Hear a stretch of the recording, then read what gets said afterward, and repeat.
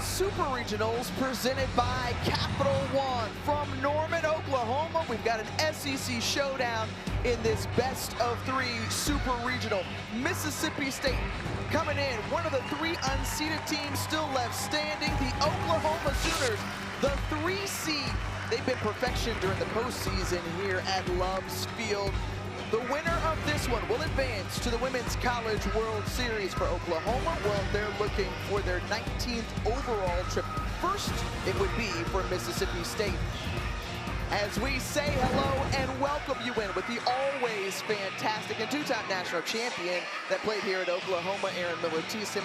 I'm Tiffany Green. Now, Mississippi State and Oklahoma did not meet during the regular season. However, now that we're here, what's most intriguing about this matchup? I think the strengths of both of these teams are going to challenge each other. You've got one of the best, if not the best offense in the nation, facing 2 of the best arms in our game right now. For sure, 2 of the best arms through the SEC play. It's going to be an interesting one. Let me tell you, there is no let up when you look at this Oklahoma offense. They are Boomer Sooners for real when they step to the plate, Aaron. It's easy to talk about the power numbers, but 2 about the consistency. 5 of the starting 9 hitting over 400. These are video game-like numbers, Tiffany, and they do it season over season. The second most home runs this season in the NCAA with a total of 182. You add to that, they're also producing the most runs of any team in the country, along with batting average as well. Now you look to the other side with Mississippi State, and how do they combat that? Pitching. This is going to be the challenge. Alyssa Faircloth in the circle, a 50-50 mix of rise ball and changeups. Well, what are the 2 highest strikeout pitches for Oklahoma? Happens to be a rise ball and a changeup. This is going to be a heck of a matchup. They've also got Peja Gould, a devastating curve drop ball pitcher. Well, these 2 arms have been dynamic in the circle for Mississippi State. A much needed lift for the Bulldogs, and they are going to need all the faith and belief that they have if they want to pull off the upset to knock off a national seed for their first ever Women's College World Series appearance. But they are going against an 8-time national champion in Oklahoma. First pitch coming up when you return to Norman.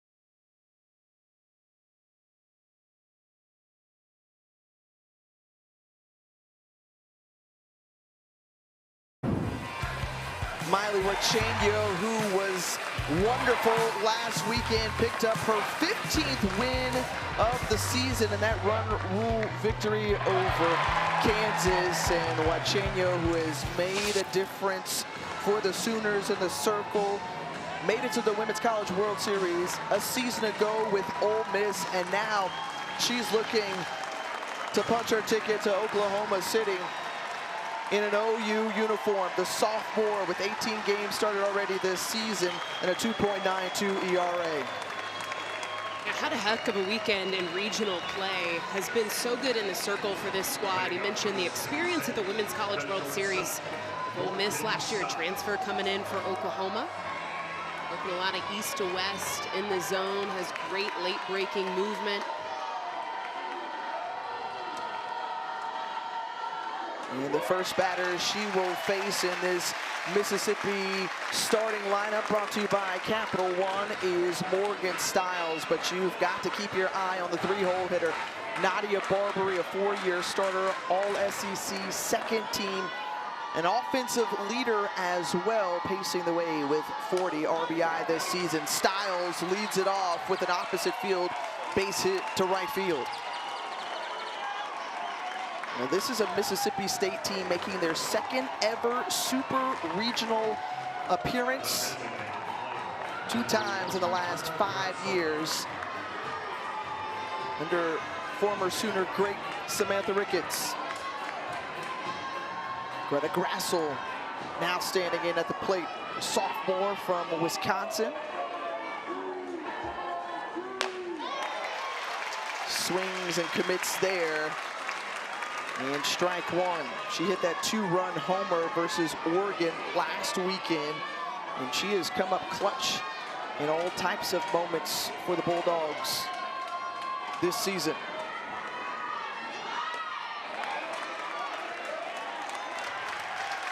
They say she went around so quickly, down in the count, 0-2.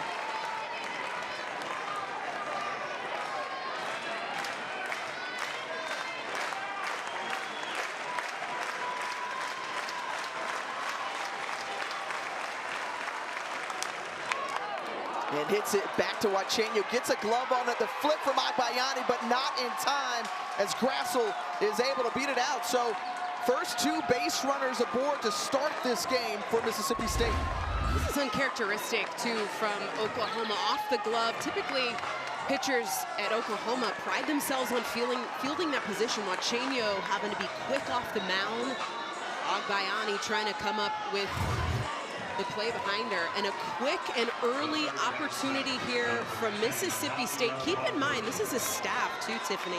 Only gave up 6 hits in 3 games during regionals.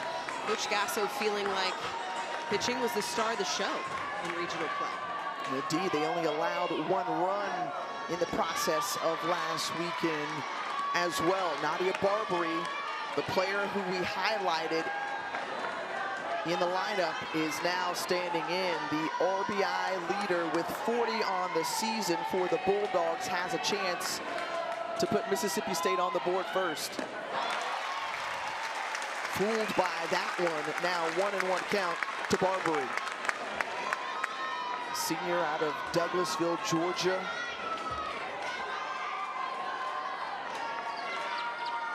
He's come up with 6 career RBI in the NCAA tournament throughout her career, and now trailing 1-2. So Morgan Stiles standing at second base after the leadoff single. Greta Grassel at first on the error from Wachenio. A lifelong Bulldog in Barbary. Senior, and really has taken control of the power. I mean, look at the power numbers over the course of her career. First 2 seasons at Mississippi State, 4 home runs apiece. She's at 14 home runs her senior campaign. Count even, 2 apiece. The pitch. Barbary lifts this one into foul territory along the left field line, and Cassidy Pickering is there for the first out of the inning.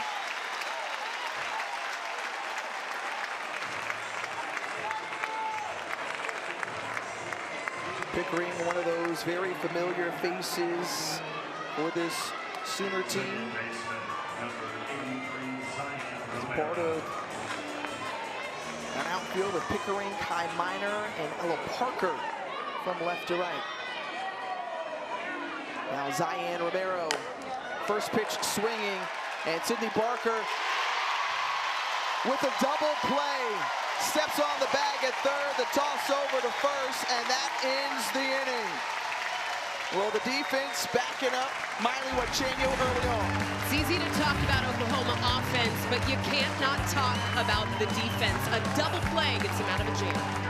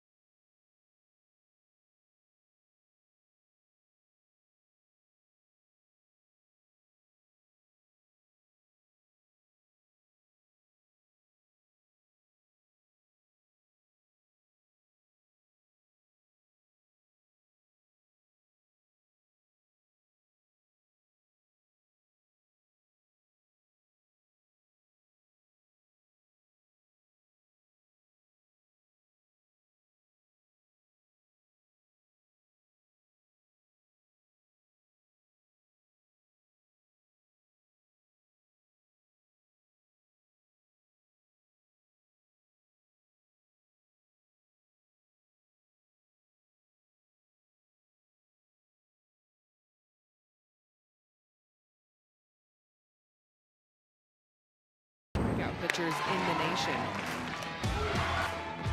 Got her.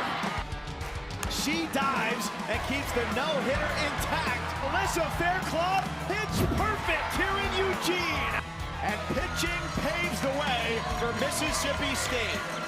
The Bulldogs cruise their way through the Eugene Regional, and they are going to Supers for the second time.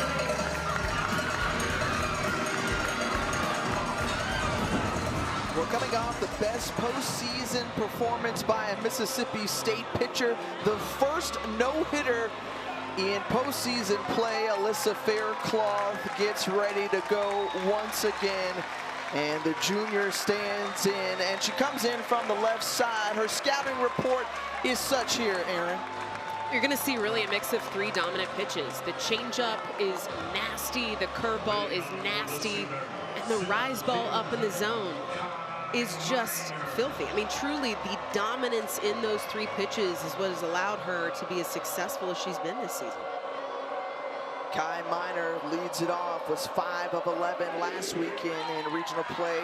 Had 2 home runs in the process. We talked about it in the open. The solid, elite level hitters in this Oklahoma lineup. As you take a look at the starting lineup brought to you by Capital One. Chopper over to second base, and Romero can't handle it. Kai Miner is aboard. The leadoff batter in this lineup for the Sooners is one of the best in the country. This is a bat that didn't move to the leadoff position until early April. Since stepping into the leadoff role, she looked at Coach Gasso and said, "Do not dare move me at any other place in the lineup." And money at the top of this order for Oklahoma, 17 stolen bases on the year. And Ella Parker now at the plate, coming in from the left side, the junior, first team All-SEC selection. And with 2 in that junior class, part of the last national championship team for OU. We just talk about the numbers and the batting average, coming in at .410. Kai Miner ready to get scooting from first base.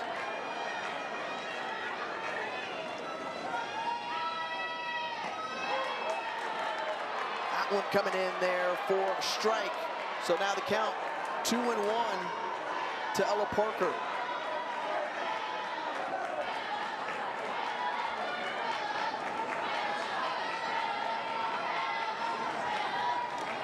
And this one gets past Des Revere behind the plate. And Minor now moving into scoring position for Parker. Both Faircloth and this defense trying to settle in against an Oklahoma team. So after the pass ball, the pitch from Faircloth, low in the dirt. So the error to start this inning to Minor, and then the walk to Ella Parker. And Samantha Ricketts, very familiar with this OU program, hoping her team can do something that has not been done this season, and trying to take down Oklahoma in 2 games in order to make it to the Women's College World Series. Former player for Patty Gasso. You look at that, I mean, she is just coaching royalty. 16th straight super regional appearance, 8 national championships, all to her credit. And again, continuing to reload year after year as Kendall Wells is at the plate. And she's looking dead on, with Kai Minor and Wells being named this week as a top 3 finalist for the NFCA Freshman of the Year.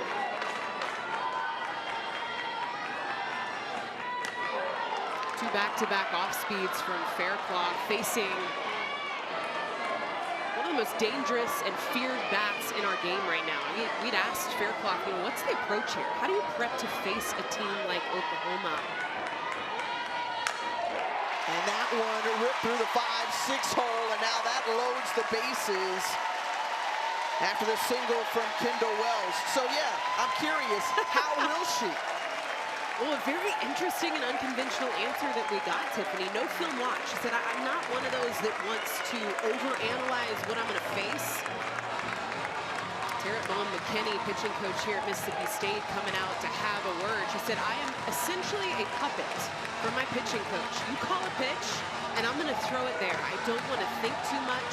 My brain has to be turned off in the circle. So no real prep here, other than just shooting and firing. Where do you want me to throw the ball? That's exactly where I'm going to execute. Well, she's been successful this season, right? 16 wins coming into today's game, transferring in from Troy a season ago. She was an all Sun Belt selection.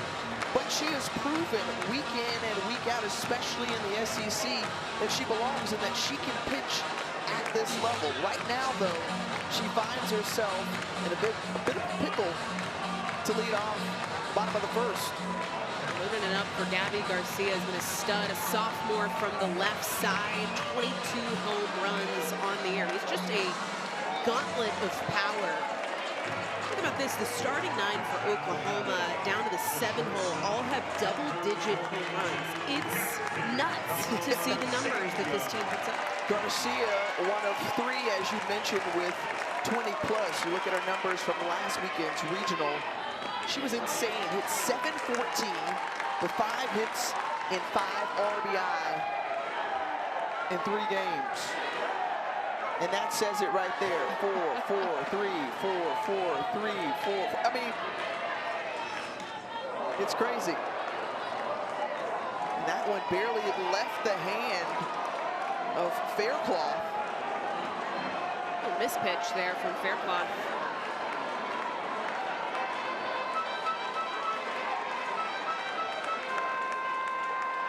She regroups, gathers, and delivers. That one low to Gabby Garcia, the sophomore out of Chandler, Arizona, who is 7 of 15 this season with the bases loaded.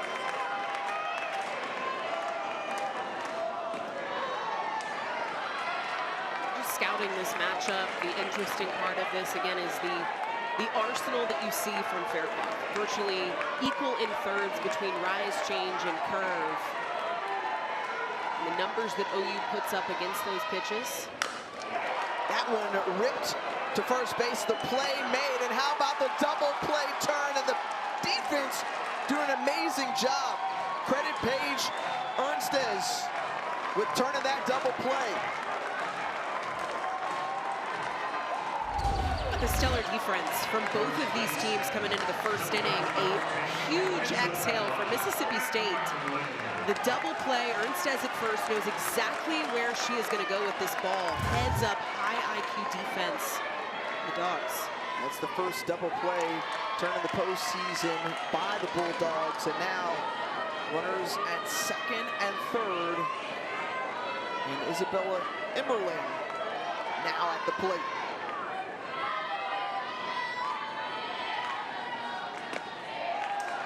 We haven't seen Faircloth go to that rise ball as much. I think I can kind of put together why. You know, typically you see Faircloth spin the ball up in the zone, but against Oklahoma, the interesting contrast, the most home runs they've hit off rise balls, 45 and 24 on rise and change, but they've also struck out 60 times on change-ups and rise balls. Those are the two best pitches coming from Faircloth. She has to place them perfectly. And unable to do so, second walk of the inning, bases juiced once more, and Cassidy Pickering, one of the fan favorites here, finds OU with another opportunity to hang a run. Oklahoma drew 11 walks last weekend in 3 games. Sharp eye at the plate. Well, 2 of the 3 hits last weekend in round 2, another regional championship for Pickering and the Sooners. Cassidy hit 2 home runs. And she's 1 shy of that 20 mark that we talked about. But more importantly, Oklahoma hopeful to not get a run. Faircloth on the other side looking to get out of the inning without giving up a run.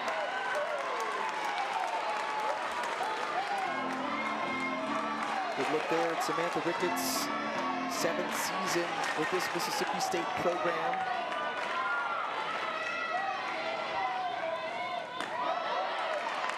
Wow, Faircloth still trying to find that strike zone. I mean, she has challenged low, she's challenged the corner. You saw the off speed for ball 2 at the letters and didn't get the call either.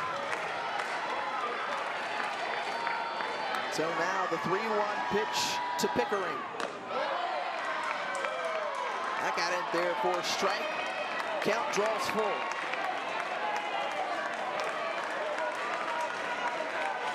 A big moment early on for Alyssa Faircloth. The pitch. And got her swinging the changeup there to fool Pickering and get out of the inning without giving up a run. 59% swing and miss rate on this pitch for Faircloth, and she sits down Cassidy Pickering.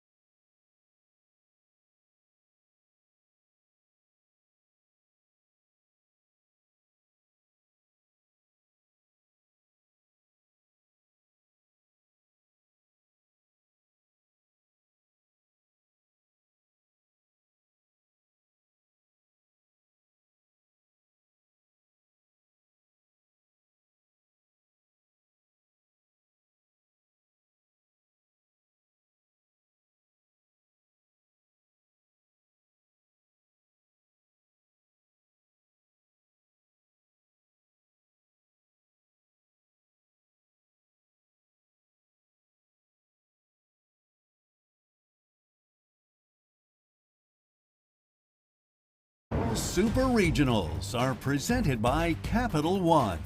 What's in your wallet? Samantha Ricketts, back home in Oklahoma, was a two-time All-American for the Sooners. Also served as a GA on staff with Patty Gasso.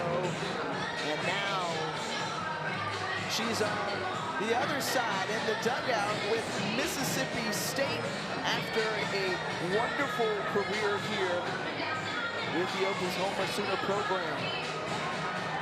And you know, she talked to us just about, hey, look, this is what we have become accustomed to, right?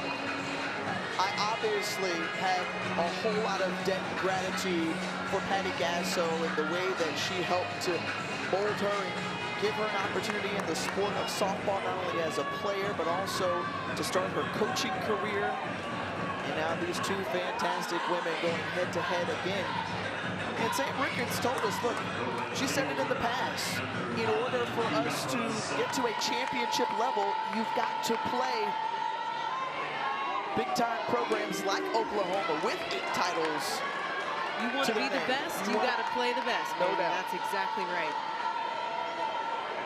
But her group coming in, having a rocky road through the SEC, but that pitching really helped to lift them in big moments as Kiara Sells grounds out to shortstop.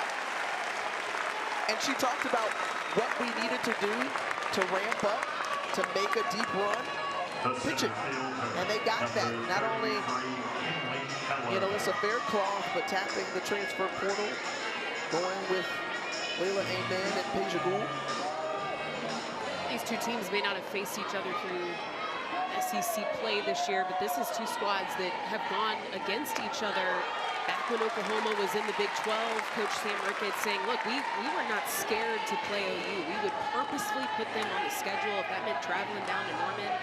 We wanted to find a way to play this team.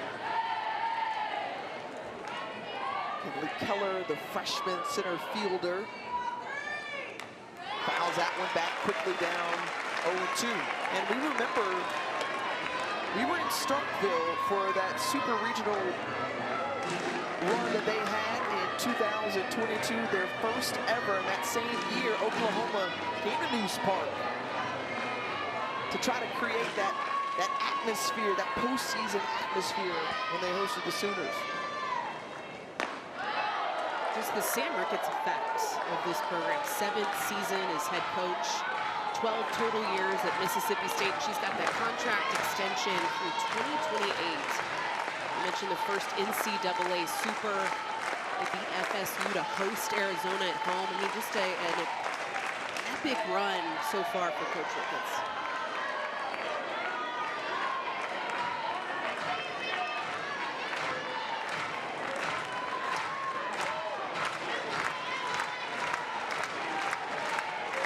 Chenio readies the 2-2 pitch to Keller. And Keller is able to get that one fair past a diving Sydney Barker at third base and a stand-up double to lead it up, or rather with one out here in the second. And there will be some potential question here as to whether it was a double or not. Coaches do have 2 challenges apiece. Will Patty Gasso elect to challenge here? Looks like she is. She's going to take a look at this. I'll tell you, from the booth up here, it looked fair. It looked like it was on right side of the chalk line. Kinley Keller, a freshman. Massive. The ruling on the field is a fair ball. Oklahoma is challenging that. The play is under further review. Freshman bat Keller, a lot of opportunities earlier this season, and Coach was shocked at how quickly she was able to find her way in the starting order. You know, big swing down the line off with Chenio. It was a good look. It's inside the chalk line. I don't see enough there. And when it's across the bag there too is the other key point where there may be some discrepancy. Certainly bounces in from that angle. You can't really tell. The other angle, may show you a little bit more, but you have to have definitive, conclusive evidence. Is there enough there now? I mean, for sure, bounce is in fair territory. The question is that look down the line of where does the ball cross the bag? I don't know that there's enough here for this call to be overturned. The call on the field is fair. You saw the diving body across Barker over the bag. That maybe is something to look at, but again, this is probably your best angle, and there's just not enough here, I think, to overturn this call. You see Kaylee Young just jumping down that third base line after she watched him call the ball fair. She and Mike Burwell were talking with Command Central after that review, and we will await the call here from Brett Higgins. After review, the ruling on the field will stand. That is Oklahoma's first challenge. They have one remaining.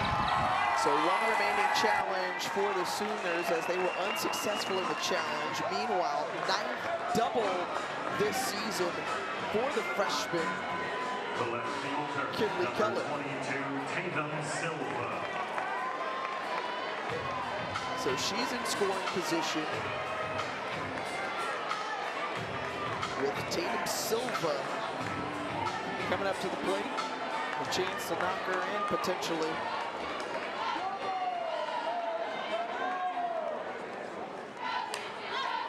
We talked about last weekend, Aaron, just 6 hits allowed in total against this OU pitching staff.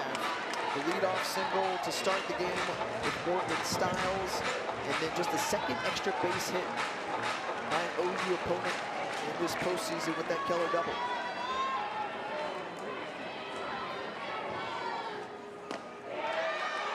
Silva was with only 17 starts on the year. This is some of those calls, I think, for coaches where when you have a bat that gets hot at the right time of the year, you gotta go with the hot bat. Silva being one of those 51 appearances throughout the season, but not a lot of starts, and she gets the call here on a massive stage. When you ride the hot hand, the hot bat, and who's playing well, you tinker with whatever you need to in the lineup, and Tatum Silva has a grand opportunity here, to your point, Aaron, as one of the 6 transfers that have come into this program, moving in from Utah State.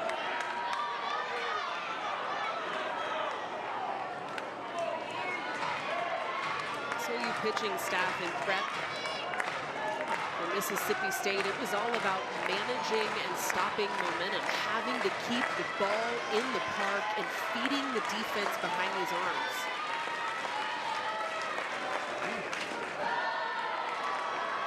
A big focus for them in regionals, limiting the free passes. They only walked 1 hitter all weekend long, 3 outings, 1 free bag awarded.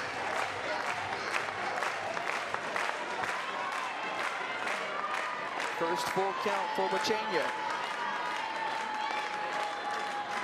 The payoff, Silva fouls it off.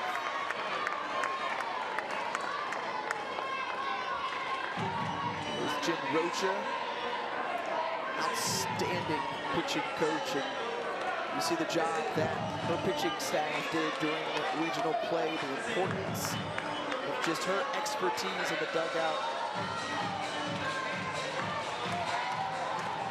You think last year it was primarily Sam Landry as the arm that she had to work with, but now multiple arms in the circle. And the strikeout looking for Wachenya as Silva goes down. Out number 2.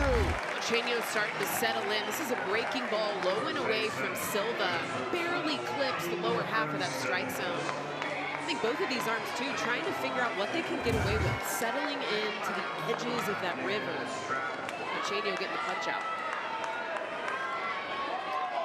Paige Ernstes, who turned that double play well out in front of that one.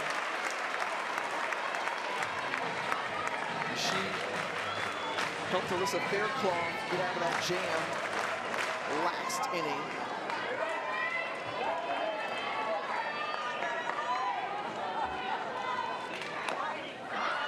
The little dribbler back to Uchenyo. The bounce and save, pulling Emerly off the bag.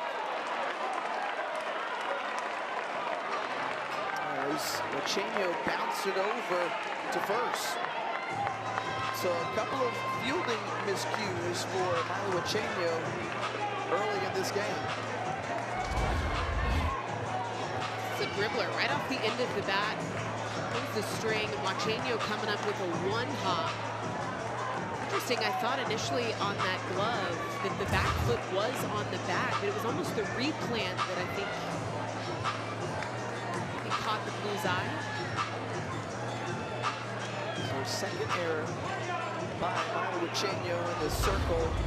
Another look here as, I don't know, Emerling, who had to recover at first, she gets the ball off and then gets back on, and it looks like in enough time. I agree.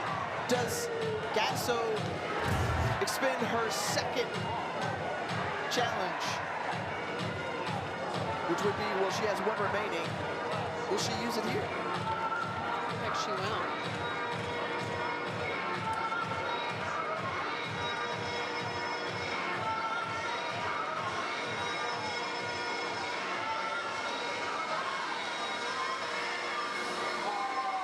We're looking at it, it appeared that Princess would be out. Instead, Jen Rocha talking with her battery, and Gasso with the infield.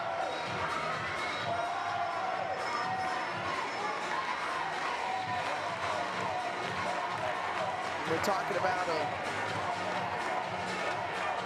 pitcher in Miley Uchenyo who only had one error all season long.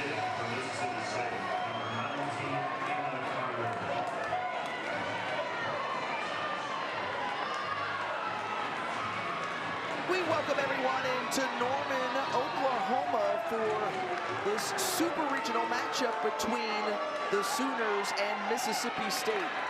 Tiffany Green, Aaron Miller Thiessen with you from Loves Field. And right now, the Bulldogs in their second ever super regional, threatening here in the top of the second. Runners at the corners after an error from Miley Uchenyo and a Carter, the pinch hitter, standing at the plate.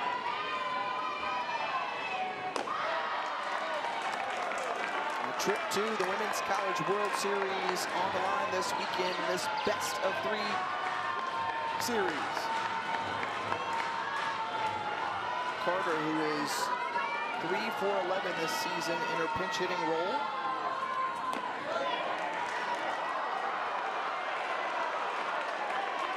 Now, a 3-0 count. Yeah, a 3-0 count here with runners on the corners. This is an early and a large opportunity for Mississippi State. Rivera, 262 average with runners on base.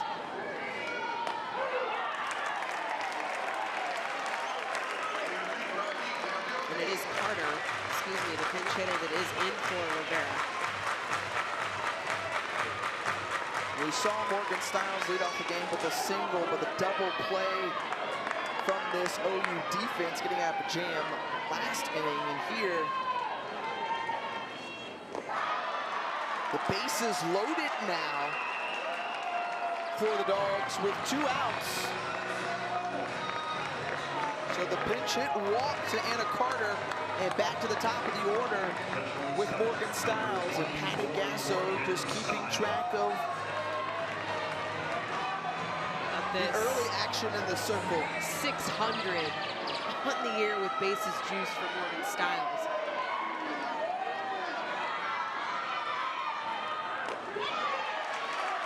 Well, 5 straight balls out of the hand of Uchenyo. And we mentioned this pitching staff for the Sooners only gave up 1 walk in 3 games in the regional round last weekend here. Walk to Carter, load the bases. Ernstez got aboard with an error by the pitcher, and Kinley Keller with a 1-out double. So those are your 3 base runners for the Bulldogs. Morgan Styles.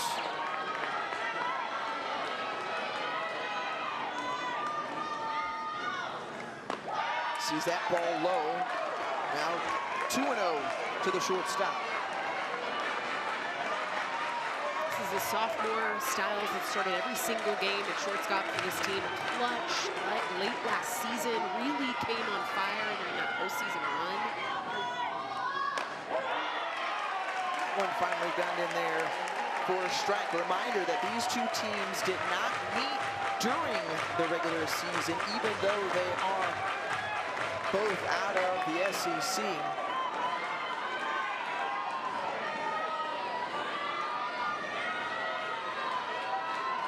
The 2-1 pitch from Ochenya. Nearly the same placement. Another strike called, now 2-2 the count even. A 2-1 count, I don't know what else you're looking for. You know, something that you can hit a double with, something that you can handle solid contact with, and that coming over the inner half of the strike zone from Ochenya, who struggled to find the strike zone so far this inning. And just able to lift it in the left field, but flying out to Cassidy Pickering to end the inning. The Dogs leave the bases loaded, nothing pushed across as we move to the bottom of the seventh.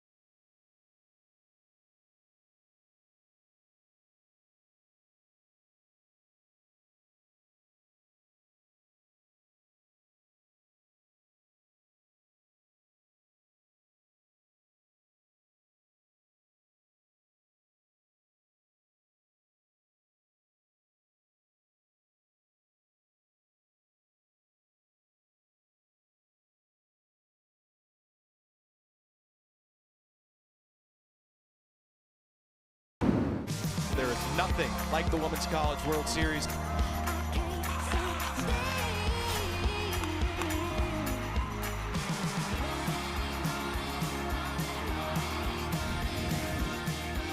It all gets underway next Thursday. You can find all the games on our ESPN network. To talk about the dominance, 18 straight super regional games won by OU. You have to go back to 2015, the last time they dropped the game. They have been perfect since moving to Love's Field in 2024, and the streak of wins for NCAA tournament games. Look, they have been to OKC 18 times, and they have won 8 national championships in the process of that. They're seeking their 19th appearance in a field that is wide open this season. OU has a good a chance as any as Lexi McDaniel slaps that one in to right field and flies out for the first of the inning. Alyssa Fairclough, who was able to get out of the first inning without giving up a run to the nation's leader in terms of runs per game. This OU offense averaging better than 10 runs a game. They left the bases loaded, and credit Fairclough and this state defense for taking care of business. Usually speed in Agbayani, 13 stolen bases. She leads this team in bunts too, 16 on the year, a true triple threat. Stud on defense as well for Oklahoma. Rawlings Golden Glove winner. Second program history on the Grace Lions. And the senior from Hawaii, see that number 50? It's the 50th state. Her father obviously very well known as well. Benny Agbayani played in the major leagues. And Ailana Agbayani has made her mark here. You think back to last weekend, she was hitting it up like Dad used to do it when he was in the majors. He too wore the number 50 as well. She was 4 of 7 during that regional round, but Dad's got to be proud of the production and the career that she has had. Got some similar leg kicks. I like that big load on the front side.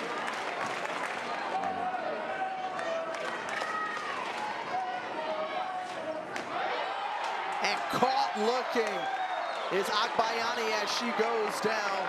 With this pitching staff, one of the best in the SEC, and this is what Faircloth is used to doing. This is one of the best changeups in the SEC. Almost 60% whiff rate on that pitch. Well, she didn't even take the barrel off the shoulder. Watches this one go by. The second strikeout for Faircloth. Both strikeouts coming by way of changeup. And that was a 3-0 count to start to Agbayani, and Faircloth worked her way back into that one. Now the 9-hole hitter and the sophomore Sydney Barker standing in. I mentioned this pitching staff for Mississippi State, number 3 in the SEC in ERA, 6th nationally, allowing just better than 2 runs a game.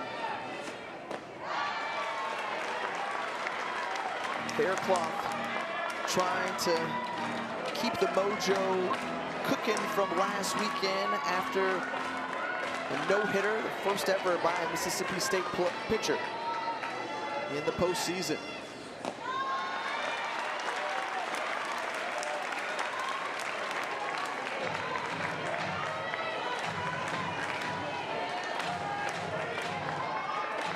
Parker asking for time. The third baseman steps back in for the Sooners. She's got a 3-1 count. And that one over to Styles at short in the 6-3 put out. 3 up, 3 down for Faircloth in the second as we move to the third here from Norman.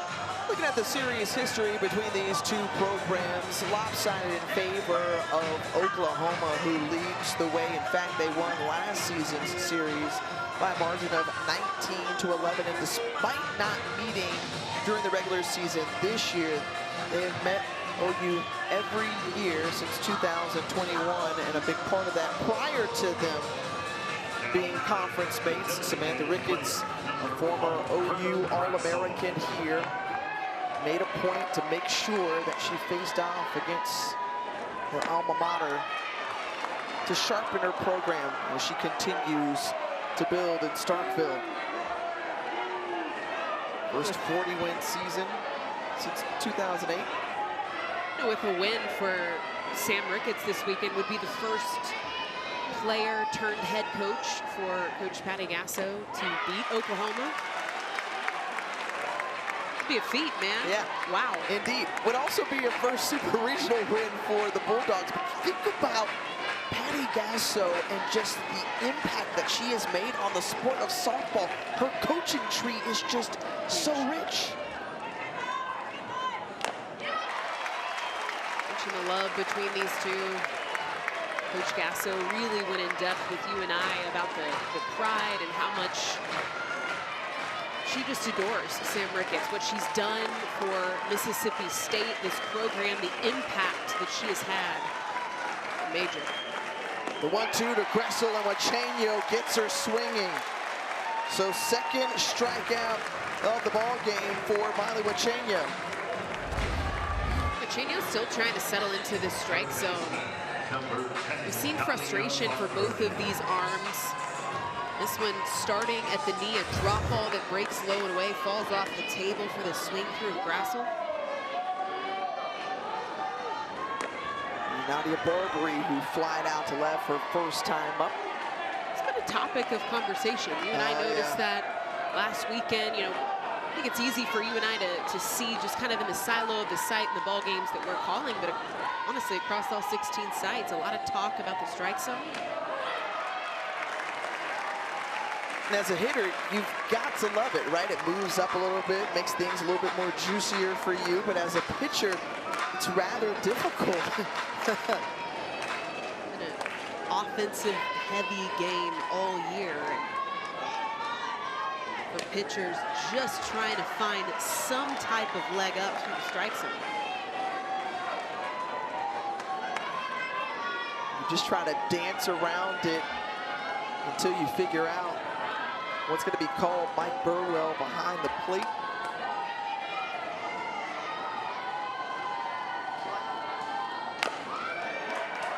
And the base hit here. So we have seen a base hit each inning off of Wachenio. Nadia Barbary with her first in supers. This is the challenge, too, Coach Ricketts said for this offense. Is she said, I feel like we're just a little too passive at times at the plate, and needs this squad to be more aggressive, especially early in counts. Zion Romero, who bounced into that double play back in the first to end the inning, and the threat for the Bulldogs. It was also the first double play turned by this OU defense this postseason.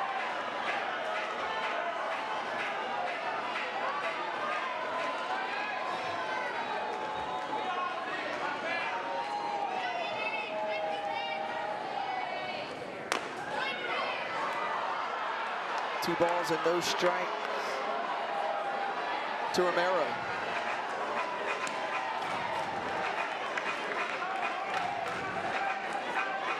Sophomore out of Lake Elsinore, California, awaits the pitch.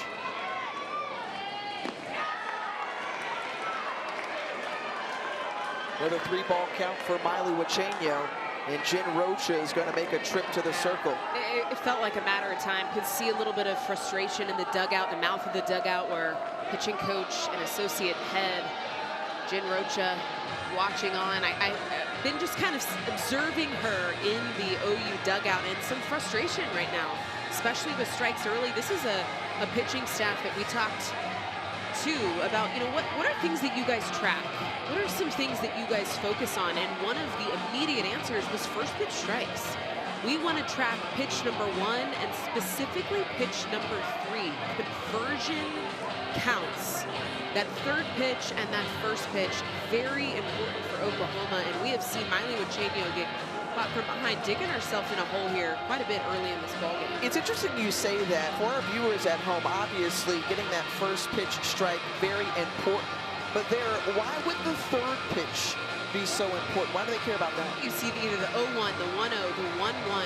It's the next pitch that determines, is this a pitcher's count or is this a hitter's count? Because hitting in a 1-2 count versus a 2-1 count feels very different when you are standing in the box or standing on the rubber. Uchenyo 6 for 13 right now for first pitch strikes, so just over 50%. And they want to see those numbers upwards of 70. You saw the activity in the Oklahoma bullpen. A couple of arms getting ready if needed. Uchenyo, as we mentioned already, a freshman All-American, helped lead the Rebels of Ole Miss to their first ever Women's College World Series appearance. And now has registered 15 wins with the Oklahoma Sooners this season. Working her way back in the count.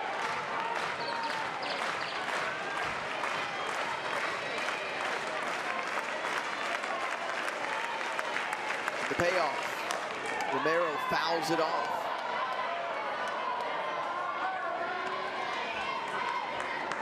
Not a ton of speed with Barbary on first base, only 1 stolen base on the year. So for Oklahoma's defense, feeding this infield for Uchenyo, opportunity to roll up a double play. You see them playing behind the base paths, giving themselves room.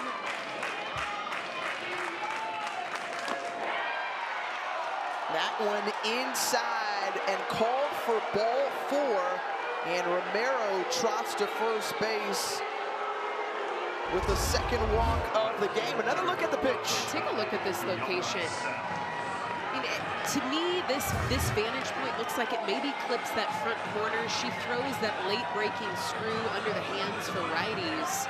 I'm sure you heard the stadium. A lot of reaction there on that ball 4 call.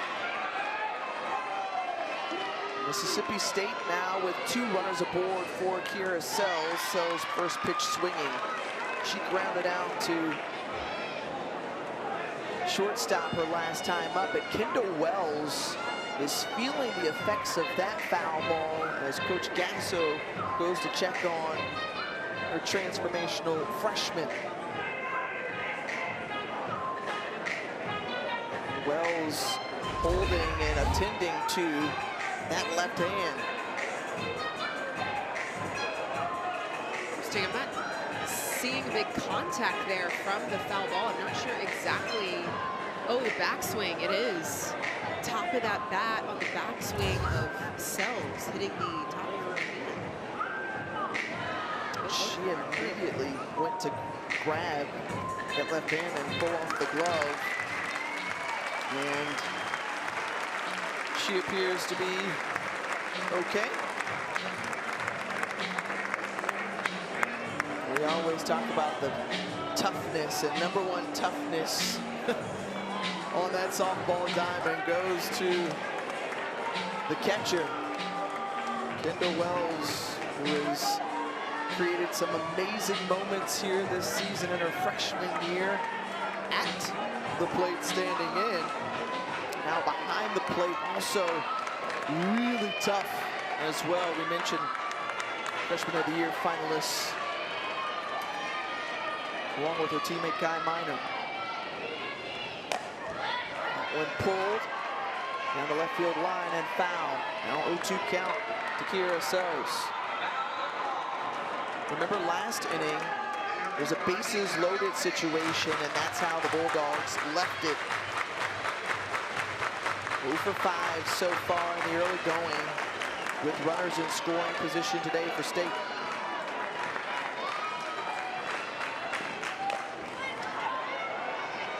This one foul once again.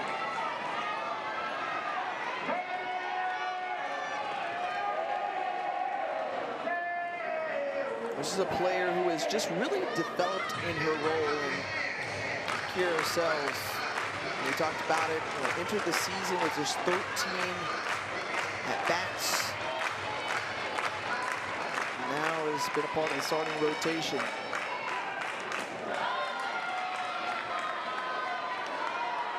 First strike, or first ball rather, to the senior from Jasper, Texas. It's an interesting matchup too. Wachenio's so good low in the zone, and that is one of the best pitches that Sells hits. She smashes balls at the knees.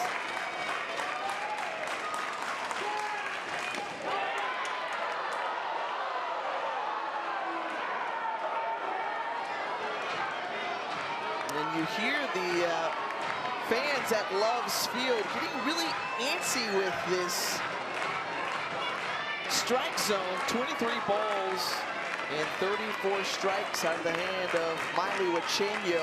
58th pitch right here, rings up Sells. Caught looking. Third strikeout of the game for Miley Wachenio. You can see Sells, she taps her chest.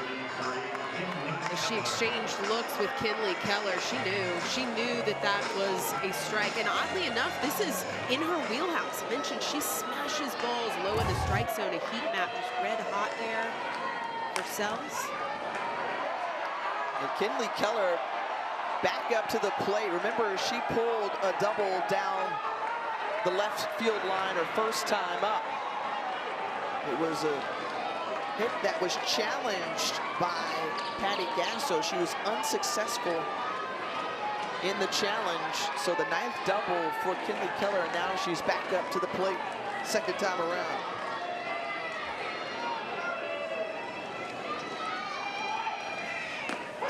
Red hot during the postseason.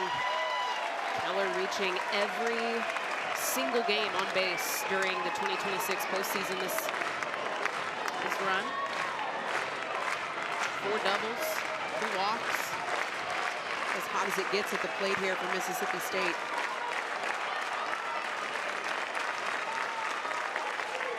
And this one hits Keller, so the hit by pitch loads the bases for the second straight inning for the Bulldogs.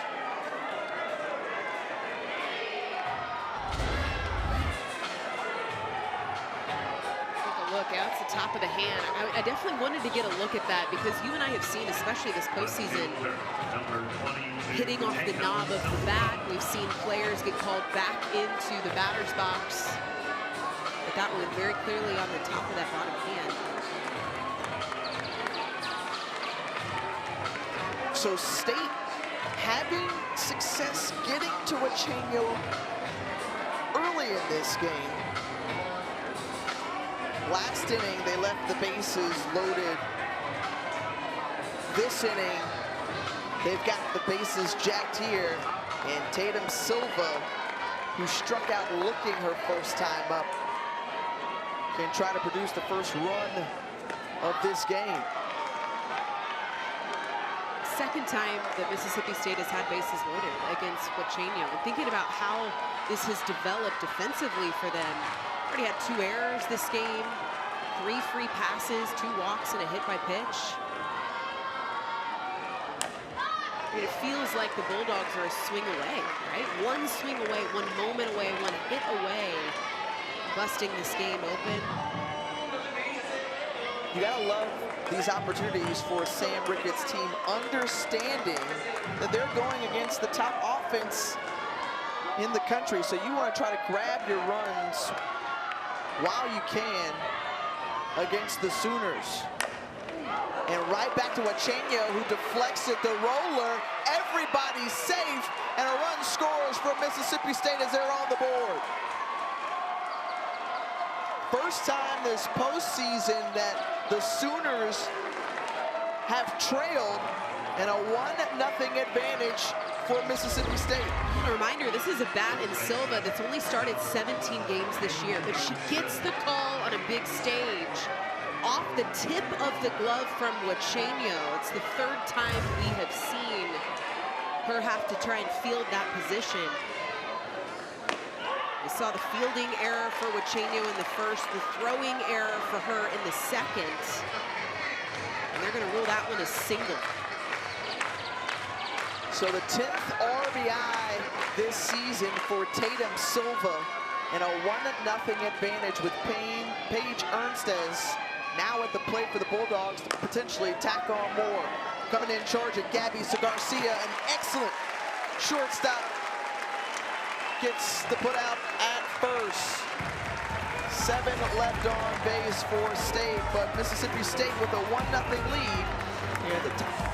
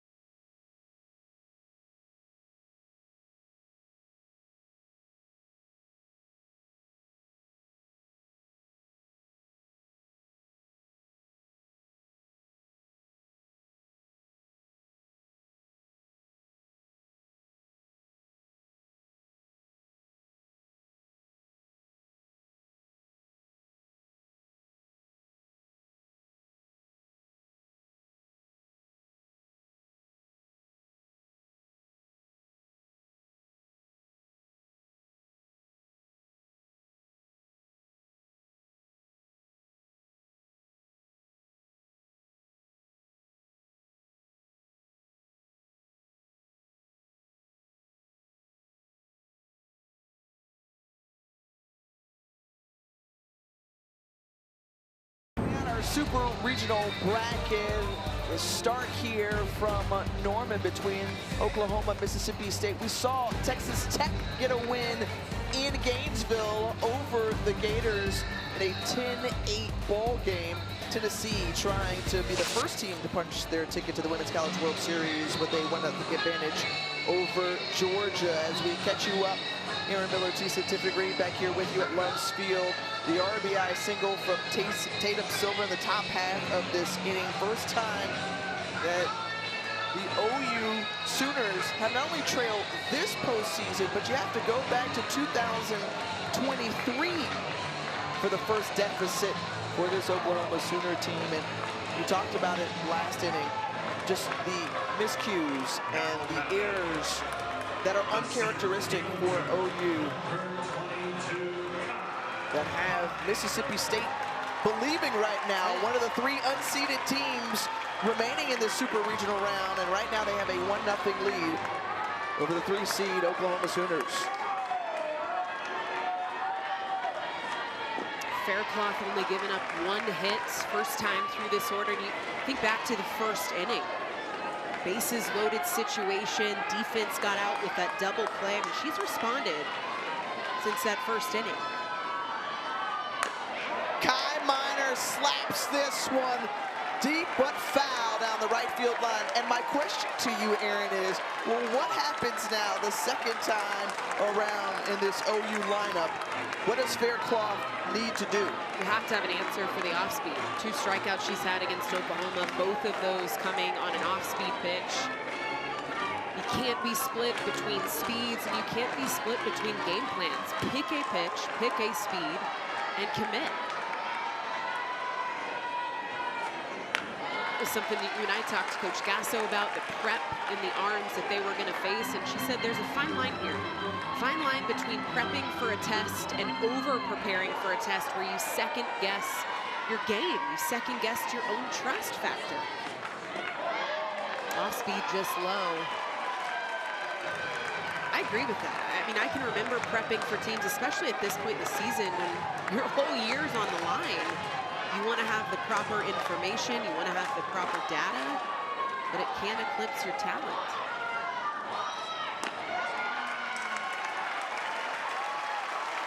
And second time that Kai Minor has been aboard. She reached on an error back in the first, and now the walk awarded to Minor to lead off bottom three. Facing Ella Parker, too, 20 home runs, 22 home runs on the year, and described as one of the best true, pure, natural hitters that Patty Gasso's ever coached.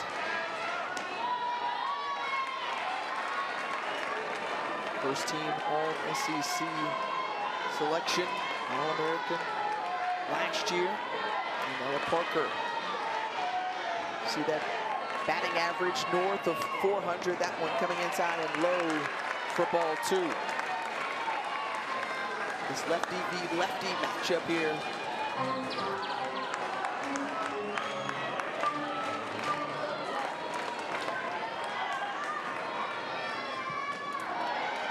Did she commit? No, says Kayla Young at third base.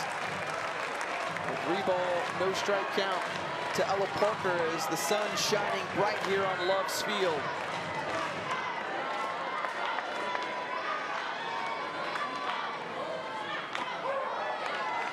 Reminder too about just the reps that this team has had against lefty arms coming into today. Oklahoma had only had 268 at-bats against lefties, compared to over 1,300 at-bats against righty arms.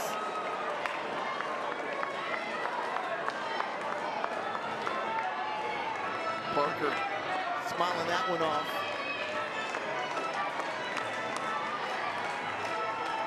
And a great atmosphere here on this Friday afternoon from Norman.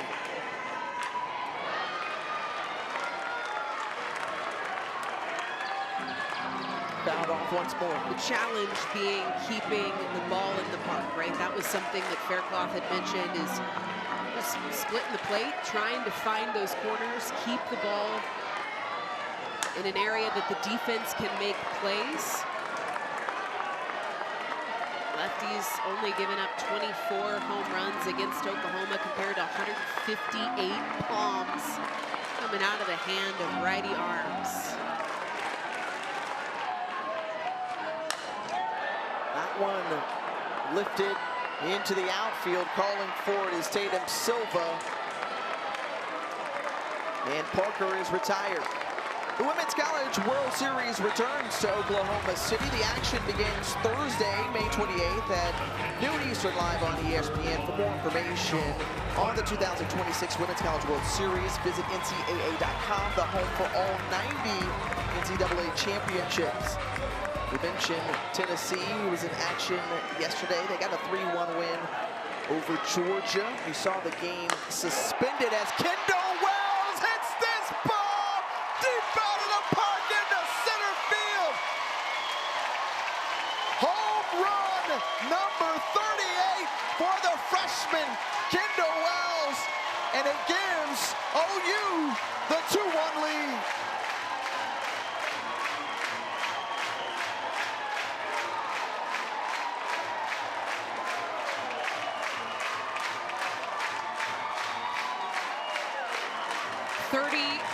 Of the season for a top 3 finalist for National Freshman of the Year. A no-doubter. She knew it off the bat, and the importance of that free pass, the walk from Kai Minor to set the table for this swing.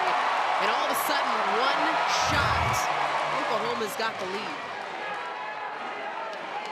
What a phenomenal season it's been for Kendall Wells. And you talked about the committed swing. Kai Minor, her teammate, also in the running, as you mentioned, for that National Freshman of the Year finalists, and celebrating she was for the 601 run this season scored by the Sooners.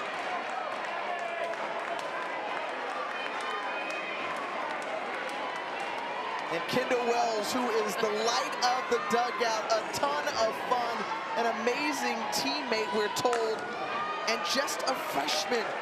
She's already got so many things cooking here since stepping foot in Norman.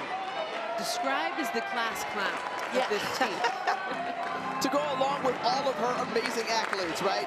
Freshman of the Year in the SEC, freshman single season record for home runs, and for OU, and for SEC. I mean, she's just eclipsed and surpassed milestone after milestone since putting on an OU uniform. And now in game 60 of her, now what doesn't feel like a freshman campaign, home run 38. The 1-2 pitch to Gabby Garcia, who puts that one through the infield, and a single for Gabby Garcia. We talked about how hot she was last weekend, leading this team during regional play. It's a different energy from Oklahoma. Second time through the order, managing the strike zone.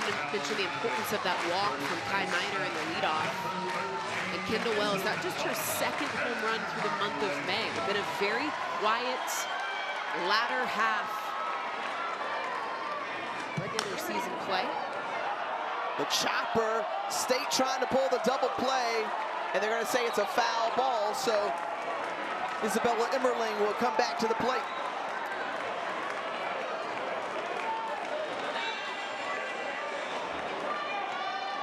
Emmerling, who walked her first time up, fifth-year senior out of Martinez, California, has really just seen her numbers jump since entering the program.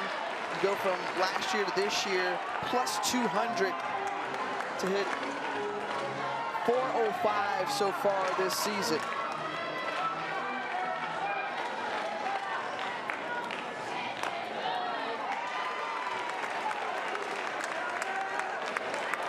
Interesting evolution too for her. Came in as a catcher, played a lot for this team last season behind the plate, and really had to shift her role with Kendall Wells incoming this year.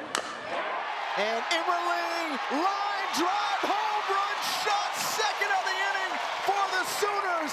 A 4-1 lead for OU.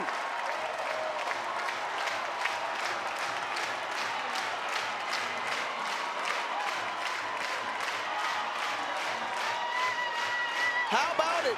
Home run number 20, the fourth Sooner to hit 20 or more bombs this season. That's just bonkers. 4 of the starting 9 hitting over 20 jacks this year is truly unbelievable. This didn't just get out. This was a frozen rope to the deepest part of the field. Look at that. Got out in a hurry. She knew it. 20th of the season. You mentioned the power numbers. She's doubled her average this year. Just truly the confidence at the plate in year 2 here for Oklahoma. A transfer that has settled in so nicely. And we asked this question, Aaron, what was Alyssa Faircloth going to do the second time around this order facing these Sooners batters? And I'll tell you, Oklahoma hitters have certainly adjusted after going 1 for 7 the first time through. 3 hits, 2 of them via the home run. And a 3-run advantage here in the bottom of the 3rd.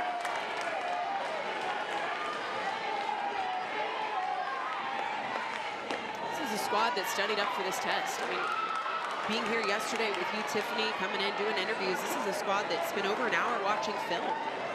We had a chance to talk to Abby Dayton about the prep for Mississippi State.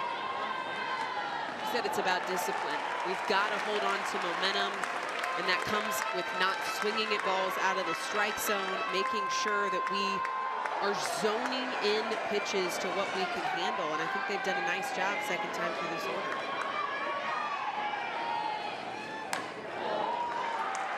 We led off the broadcast talking about the numbers offensively for Oklahoma, leading the nation in average, leading the nation in run, and only second in home runs this season to UCLA. The grand total now 184 jacks for these Sooners hitters.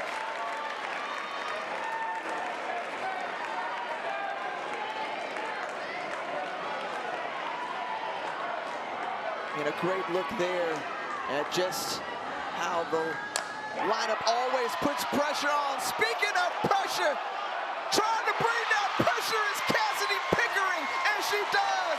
A solo blast into center field, third of the inning, and she now brings in number 20.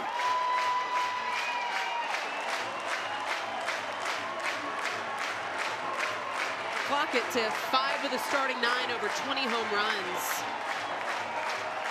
You're going to see head coach Taryn McKenney, Mowat McKenney, step out to the circle. I think we're going to see a change here. I mean, think about the change and the adjustment for Oklahoma. Held to 1 hit the first time through the order, and now they've had 3 bombs, a walk, and a single. They've put up 5 runs here in the 3rd inning. And these balls have been screamer out of the park as it's all been to center field, the deepest part of Love's Field. We'll tell you about the new Mississippi State pitcher when we return.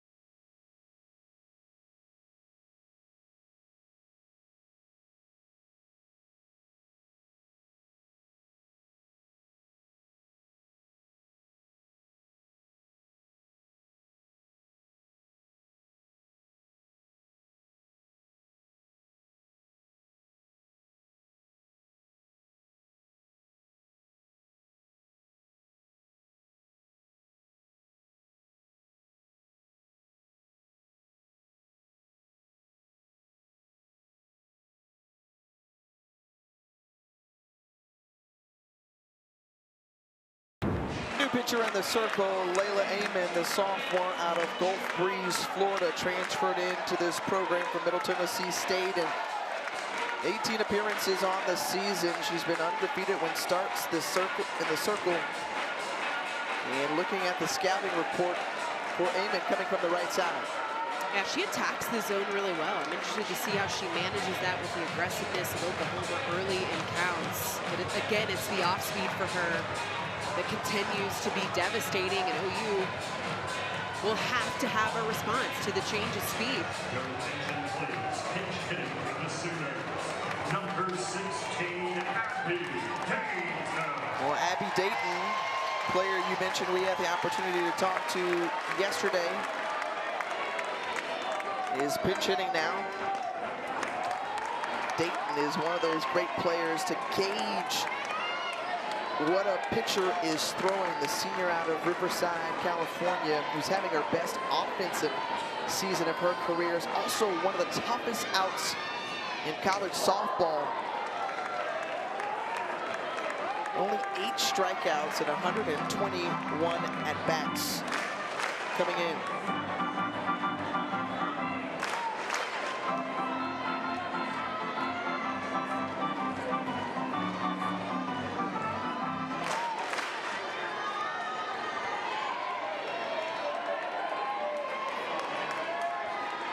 One out, bases clear. The 2-0 pitch to Dayton, in for strike 1. Amon, I think you have to approach this as a fresh start.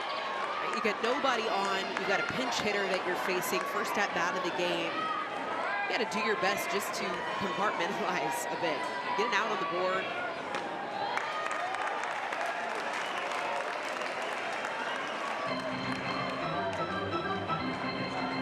She, along with Faircloth, Gould on the staff as well, all have thrown for no-hitters this season. She's going to hope for a no-hitting performance in her relief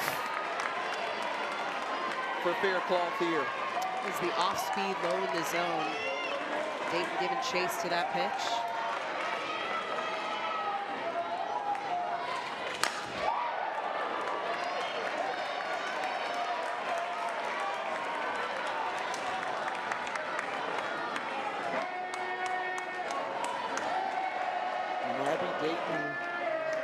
just been a ray of light being a part of this Oklahoma program. Now with the count full. And grounds it over to second base, and now 2 away. Well, folks, remember Patty Gasso saw her team leave the bases loaded back in the first, a 1-2-3 inning in the second, and this inning started with a walk to Kai Minor, who came around to score on that Kendall Wells home run. That home run hitting was contagious because we have seen 3 home runs this inning to chase one of the great arms for the Mississippi State staff, Alyssa Faircloth, out of the game. The junior, her work over 2 1/3 inning, gave up 5 hits as that one hit hard, deep, but foul.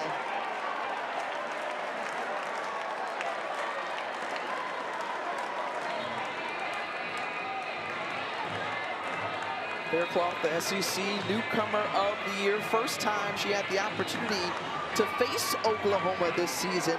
As we mentioned, they didn't meet during the regular season. And Ailana Agbayani with a 1-2 count here.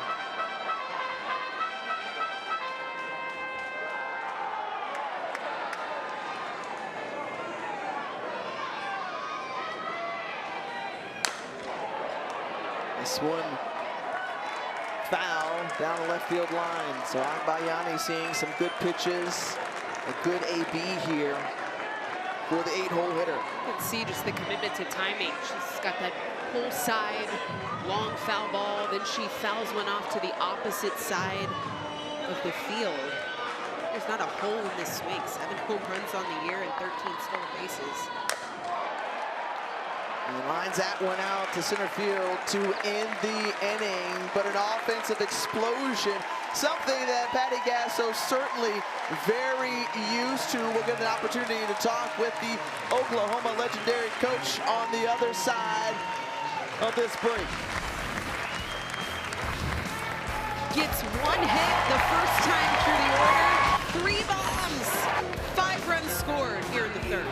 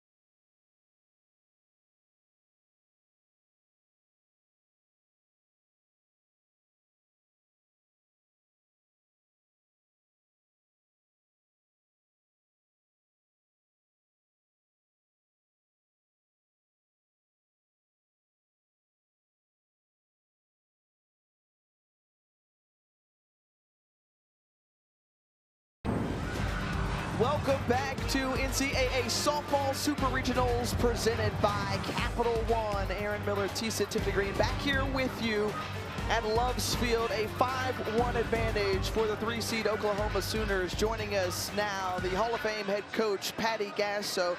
Coach, you talked about the way that your team was peaking at the right time. When you think of this offense, you've said one of the best that you've coached. What have you loved most about coaching this offense? They just do things when you don't expect it, or we were there in the first, and ready to open things up, and they don't get discouraged. They don't get in the dugout, kick a helmet or anything. They just like, oh, I just missed, and they all are talking, hitting in this dugout, and Aaron Miller knows that. That's the beauty of it, is they really, really share their knowledge. Coach, this specific adjustment, I mean, you guys get one hit through the first time of the order, and then you got 3 bombs and 5 runs. What was the change? Confidence, hitting early, swinging hard. That was the key. We just missed a few too earlier, so we weren't down. We didn't feel like we weren't taking good at bats. I think we're fighting. All right, thanks, Coach. We appreciate the time as always. And you know, the commitment to the swing, you talked about this earlier, Aaron, just when we discussed it with Patty Gasso, and certainly those swings were true. They were confident. I think what you hear her talk about too is the maturity of this team. Even though there are some young faces you see getting some playing time here, there's no checkout, right? First time through the order, this offense getting 1 hit on the board, it would be easy to tuck your tail, right? On this stage, it would be easy to get discouraged, but no, not this team. And that is the maturity of this ball club, I think the coach is referring to. We saw that graphic there, Kendall Wells, who started off the home run party last inning with 38 homers on the season, second in the nation behind the all-time single-season leader in Megan Grant at UCLA. The way balls have left the park this season have been unreal off of those 2 bats, as Desi Rivera tries to send this one deep into left field, and a solo shot as Mississippi State eating away at the lead. 4th home run of the season. And back-to-back innings with the run from the Bulldogs, who aren't going to go down quietly. They're going to keep barking their way through. I have a feeling we're going to see this between these ball clubs. The punches back and forth. There is just a never-say-die mentality with both of these programs. Rivera, her 4th home run of the year, and this is an elevated pitch. Guacheño leaving it over the meat of the strike zone, and in the 9-hole, Rivera coming up, putting a run on the board, 1 swing. First at-bat of the day. The catcher getting hugs and love in the dugout from her teammates. Back to the top with Morgan Stiles. Stiles, who singled her first time up, flew out to left in her last AB.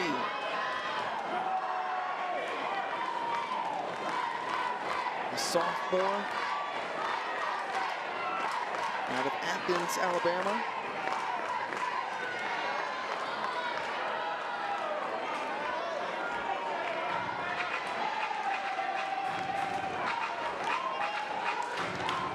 If you're just tuning in, folks, you see some activity in that Oklahoma bullpen. We've seen that a couple of times now, because Miley Guacheño, who started this game, didn't necessarily have her best stuff to start, right? She didn't necessarily help her cause with a couple of errors in the circle as well.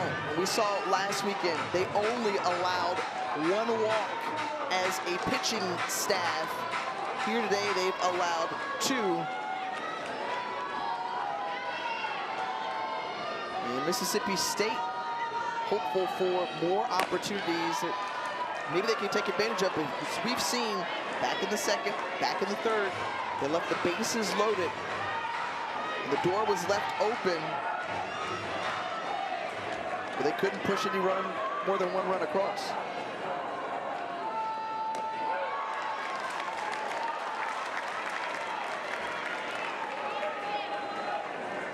And this Mississippi State team, their 2nd super regional ever.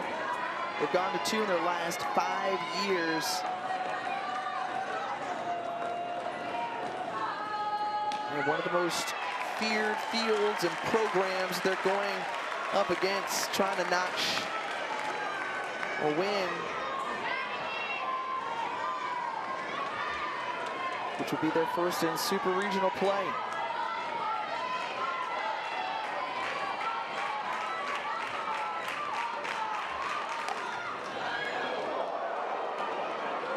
sharply hit foul, as now the count draws full.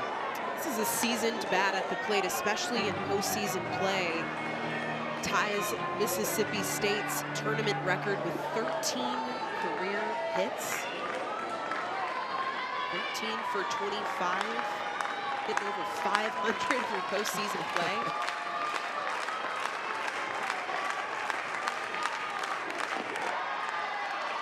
And another walk right here, as we'll let you know about the journey to the Women's College World Series continues with the Super Regionals. It's Florida versus Texas Tech.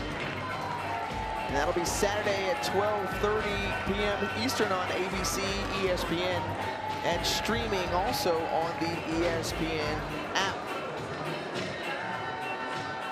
We saw earlier Haley Toney, Lagi Quiroga, Mia Williams all knock-in runs, and then the floodgates open for both teams. A 10-8 victory for the Red Raiders over the Gators. So they have the lead as Miley Wachenio will be done for the afternoon. Patty Gasso making a change, calling on Sydney Berzon to come on in relief.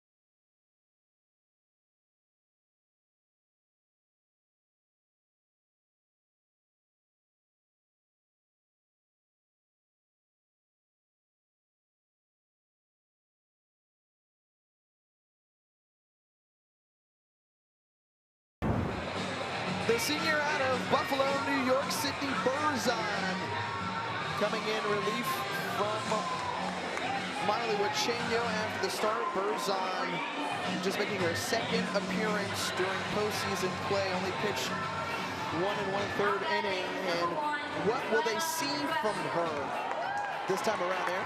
This is some velocity that, you know, it's not overpowering, but it moves. The vertical separation of that rise and the drop, very challenging to decipher.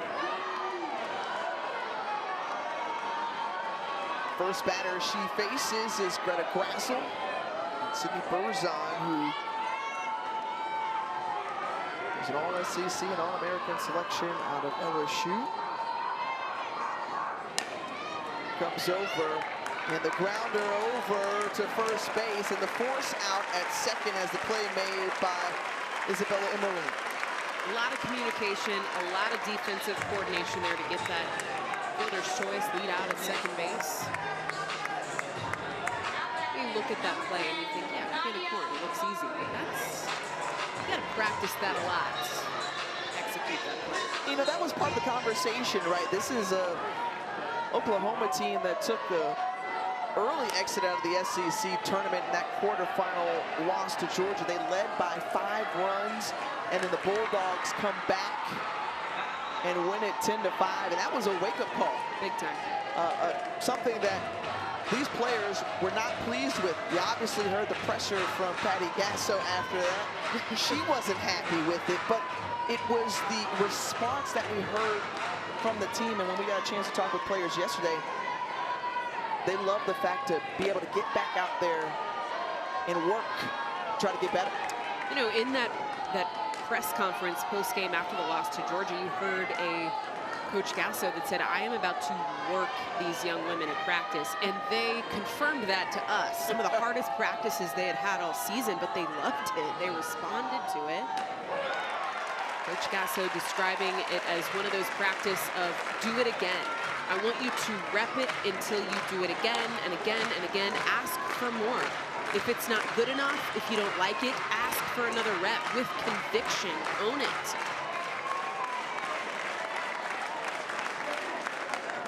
Berzon to Barbary as Barbary sends it in the center field. And out number 2 collected by Minor. And it was one of those things, we saw Abby Dayton, who is currently in left field. She was like, look, bring it on. Like, I want you to break us. Give that type of mentality. How important was that this group, they didn't fold, but instead it made them stronger? That's it. It's all about the response. Back to the maturity conversation, right? It's so easy to pack up like a cheap tent, right? You lose that game to Georgia, you got to turn around, host a regional. Well, they ended up outscoring opponents 28-1 last weekend. A massive response from this team.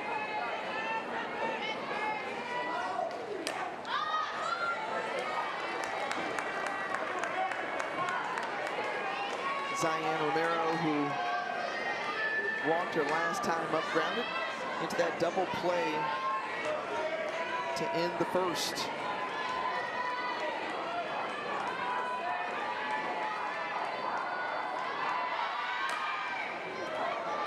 Over to Gabby Garcia, the quick flip to Akbayani at second base, and that ends the inning. But Mississippi State able to grab a run back. We'll talk with head coach Samantha Ricketts on the other side. Big swing. Rivera, 4th of the season. Run on the board for Mississippi State.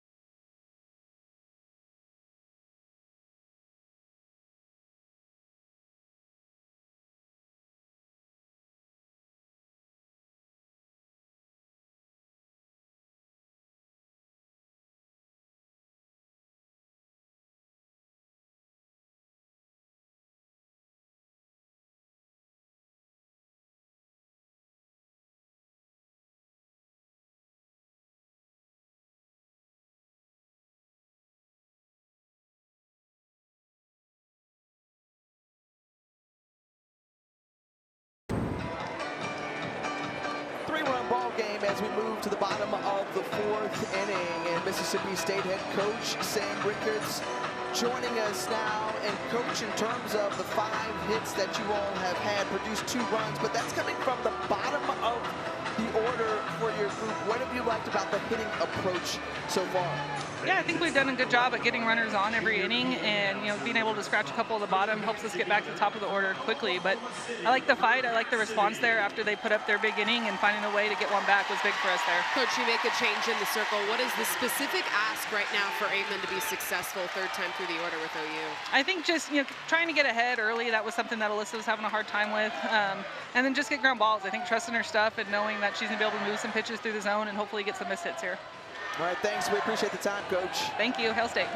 And we saw the activity in the background with the broccoli. We'll get into that storyline a little bit later, but Layla Amon, who came in relief for Alyssa Fairclough, is now going to try to steady the ship and kind of help slow things down for that OU lineup that just exploded last inning, putting up those 5 runs.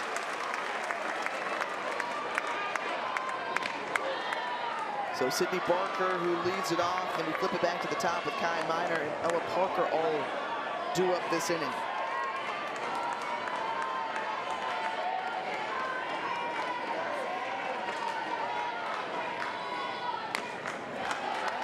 I agree with Coach Ricketts and the ask right here for Amon just to hit the strike zone early. I think about the difference between that first inning and the third inning when OU exploded, 3 home runs, 5 runs on the board. It was the fact that Faircloth was just pitching from behind. And when you pitch from behind, you have to come over the meat of the plate against OU, and that's when you start to see balls flying out the yard. What's crazy is that you think about that 3-run home run inning, or 3 home run inning last inning. Oh, you did that last year in the Super Regional round. It was against Alabama, so another SEC foe. Well, now they've made history. 5 of the starting 9 over 20 home runs. That's the first time in D1 history for a roster to have those types of numbers. Can I say that I'm not surprised, because it feels like every season the OU hitters, the OU offense is breaking records, is making history. It's like they pick a new record that they want to focus on. What offensive record can we break this year? Right. Time called from home plate umpire Mike Burrow. Sidney Barker has been so important for this team, especially defensively, having to move over to third base. Nelly tearing that ACL. And she goes down swinging as Sidney Barker is retired. Big response here from Amon, right? Answering this call from Mississippi State. It's a drop ball that finds its way below the belt of Barker. Way out in front of that pitch. I love this inside the park, a little junior PA announcer. Woo! Hot shot to third base, and it's a 1-out base hit for Kai Miner. Her hot hitting continuing in regionals, now shifting over to supers. And it's the hands of Kai Miner. Look at that. Like, there's not even a load in the lower body. She sees ball, she throws the hands in the barrel as fast as possible to contact. Such an impressive swing from this young lady. Hard to believe she's a freshman. Yeah, and leading not only freshmen in all of Division I, but SEC and OU as well in batting average, top 3 in hits. You always talk about the speed on the base path, stolen bases as well. It's 17. And the Parker sees that one way outside for ball 1.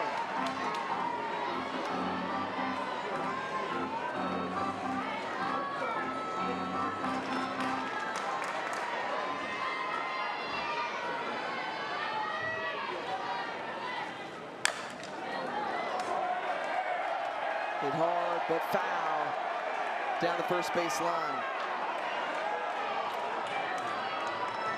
One of 3 matchups of SEC foes going head-to-head in this super regional round. LSU and the #1 overall seed Alabama in action later tonight. Right here on ESPN2 all day long. We've got you covered. Remember, Tennessee with a 1-0 lead over Georgia. Arkansas experienced a weather delay earlier, hosting Duke. And the bouncer over to Morgan Styles, couldn't handle it, and Kai Miner motors around to third. Runners at the corners now.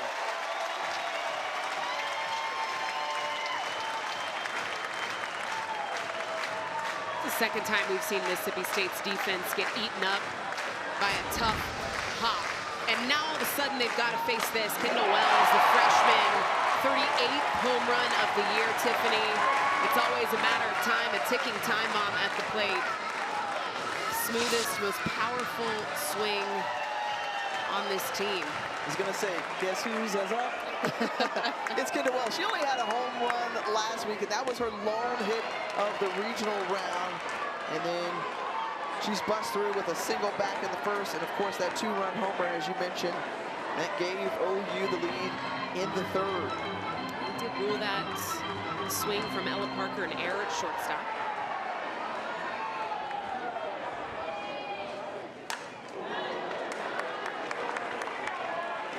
This is an interesting conversation we had with Coach Gasso about the race to the top, right? About the home run race between Megan Grant and Kendall Wells.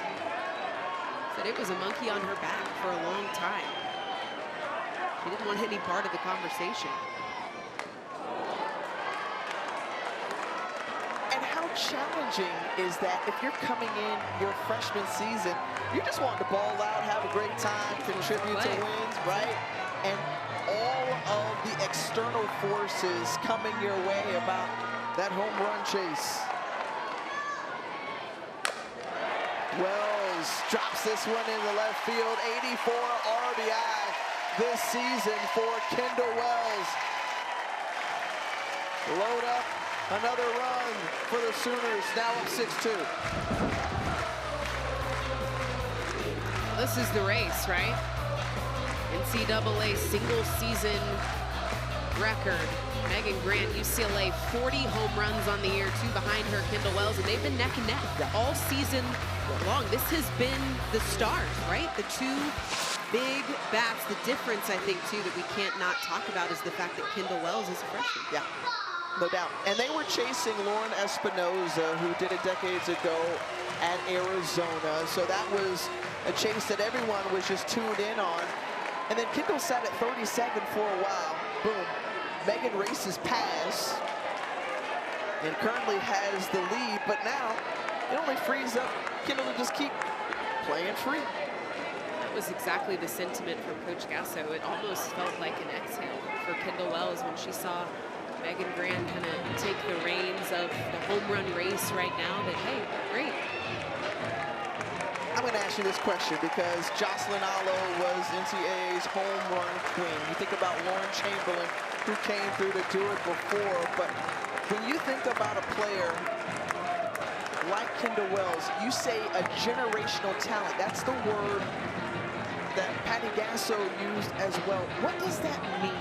How would you describe that? I'm putting you on the spot here. No, I do have an answer for that. I think it's, to me, what I think of when I look at Kendall Wells is the fact that we really won't be able to grasp the talent of this young woman until we probably look back and reflect on her career. We're in awe right now of what she's doing as a freshman in her first season at Oklahoma, and I am excited to see what the next 3 years have entailed for her. But truly, I don't know that we know right now what we have on our hands.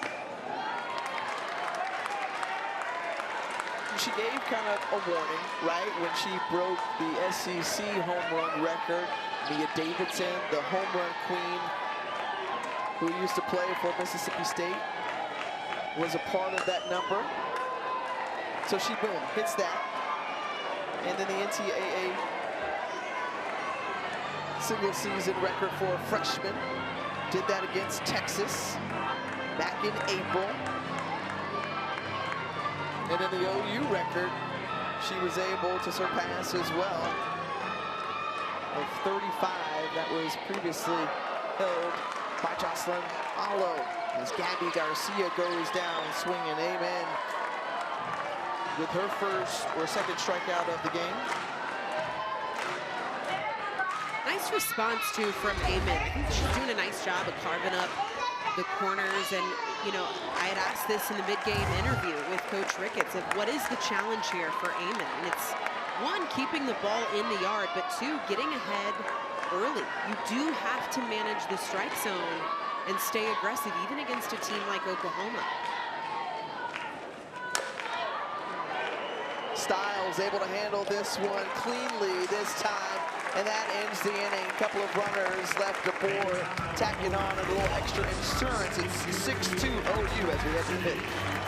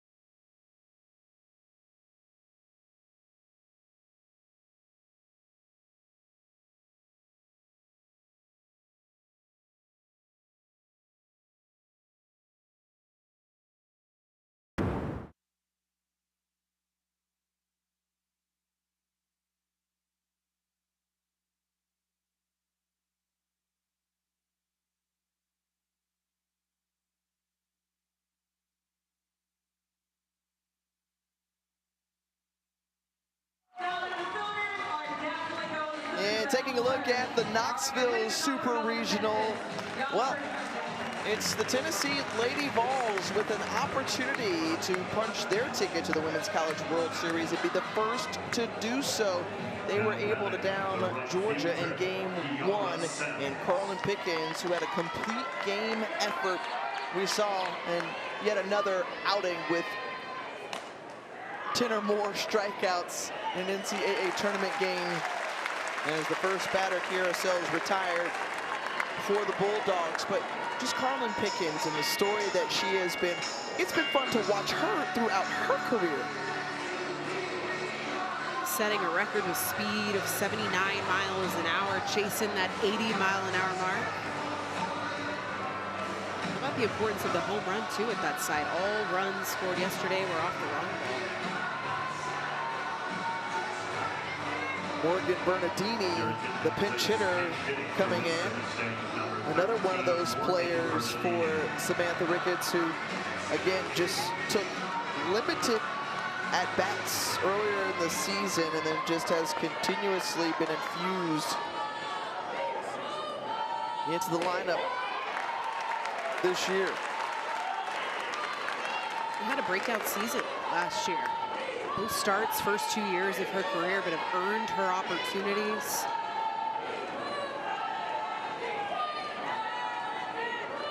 And the first pitch hitting opportunity for Bernardini this season.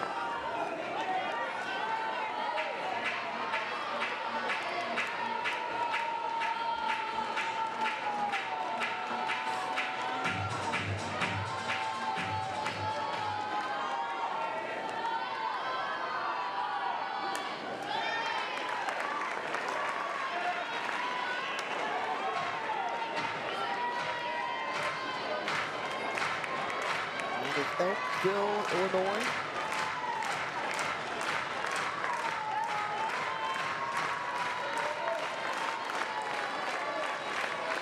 And the senior awaits the pitch. That one low from Burzon, ball 2.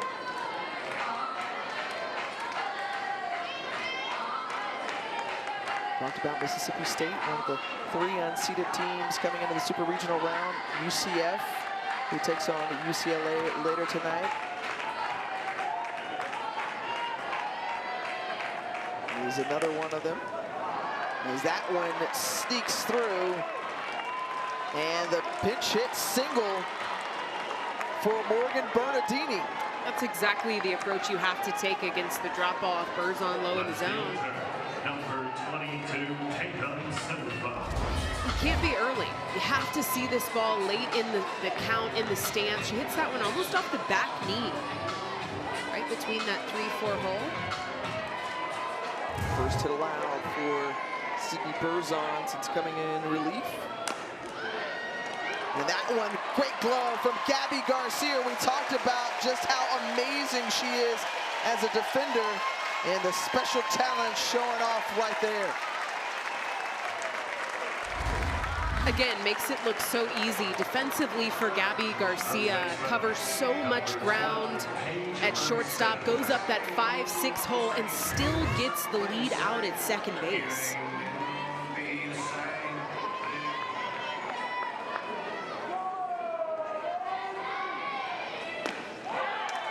Strike one to Paige Ernstez. Just a true athlete at shortstop for Garcia. Threw javelin in high school, probably could have played at the collegiate level. Mom, who was Hall of Famer at Arizona State. And how about the middle infield taking care of business as Agbayani collects it. A 9-pitch inning for Burzon and the Sooners.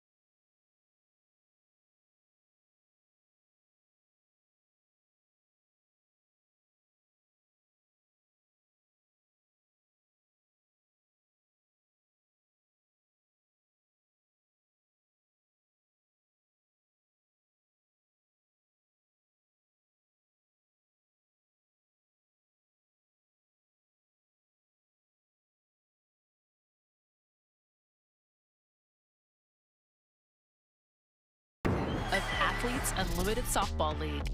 Loading 6 teams take the field in their home markets, each stacked with a lineup worthy of the spotlight. The AUSL on ESPN. This is legendary. Can't wait for the AUSL to return. And how about Ailana Agbayani was a third-round pick for the Chicago Bandits in the most recent draft this year. And I'll tell you, you mentioned just the accolades for Agbayani, right? Rawlings Gold Glove winner at second base, all defensive team. And she certainly makes play after play just look easy, but we couldn't help but notice Patty Gasso, who loves defense, right? Kind of gush over what Agbayani has done. She definitely doted on her girl. Yeah. Right? Just the detailed-oriented nature of this young woman. She cares about her craft, hardworking, just very committed to what it takes to be great.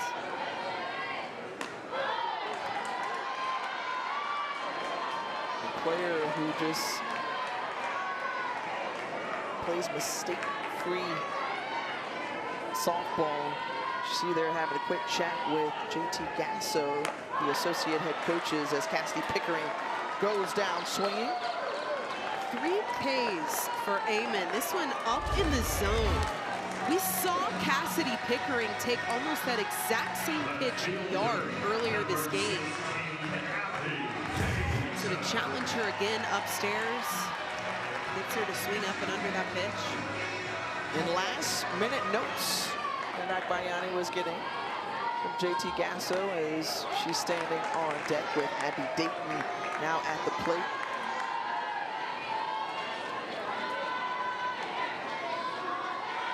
Again, you just think about the successfulness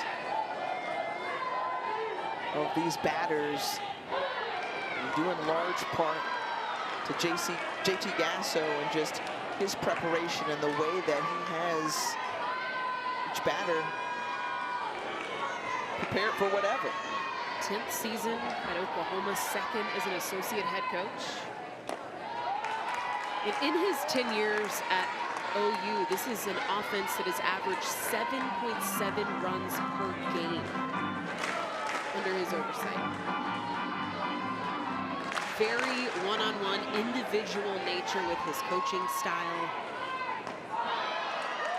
Talked quite a bit with Abby Dayton about his style and the fact that there really isn't a overarching approach. He's very committed to the way each player's body moves, the kinetic sequence, the unlocking of power.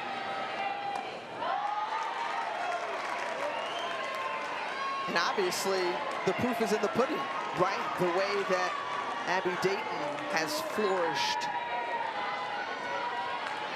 under his tutelage. And there, bringing on cue, a one-out base hit for Abby Dayton. And Abby Dayton's actually played for all of the Gassos. Yeah. Played for DJ Gasso back when he was at Utah, playing a couple seasons there, back to their first ever trip to the Women's College World Series, and then finding her way over to Oklahoma. She said there's definitely a common thread between all of the Gassos. Very competitive family. I love that she provides a perspective that no one else has, like you said, on this team. JT talked about just how he is with the details, right? And that's what Abby mentioned. She loved the way that, you know, he helped to just look at all the little minute particular things in practice that help it make it easier in game. She said, but you know what, DJ prepared me too. Got to give him some love. And then you can speak on this from experience as well. We were like, okay, so what's Coach Patty Gasso like? She said, oh my goodness, she's super competitive, but really a lot of fun. A lot of fun. you know, I think too, like, you know, I played for her, but for you as my partner up here in the booth, you get to see an interesting perspective of her too, right? Because you see so much of her on television. But you had a ability to sit down and get to know her on a personal level this weekend. Yeah, well, I think it's so cool, right? Because you can draw perception from someone if you just watch them on TV. But I call Patty my homegirl, okay? We bond over many things. You see what I'm saying? And what Dayton, a pick from behind the plate as Rivera getting Dayton at first base to end the inning. A heads-up defensive play. Rivera popping out behind the plate, gets Abby Dayton out there.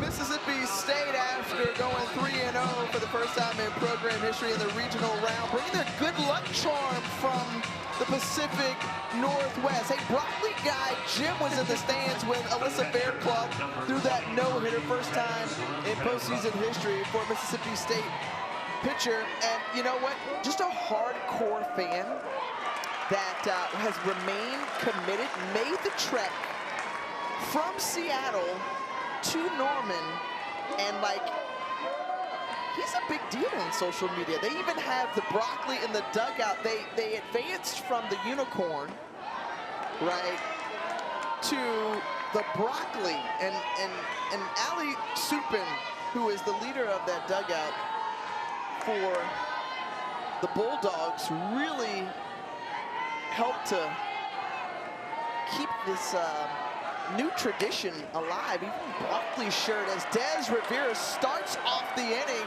with a roller down the third baseline.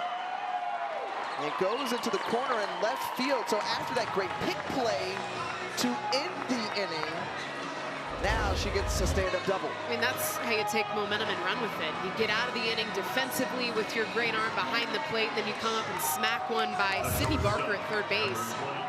Deep corner of the field, finds her way at second. There's still fight. I mean, that is what I love about State, is the fact that they continue to apply pressure offensively. And two, against an arm like Berzon that's going to challenge you low in the zone as well. You're going to be forced to put the ball on the ground, do it hard. That's exactly what Rivera does early.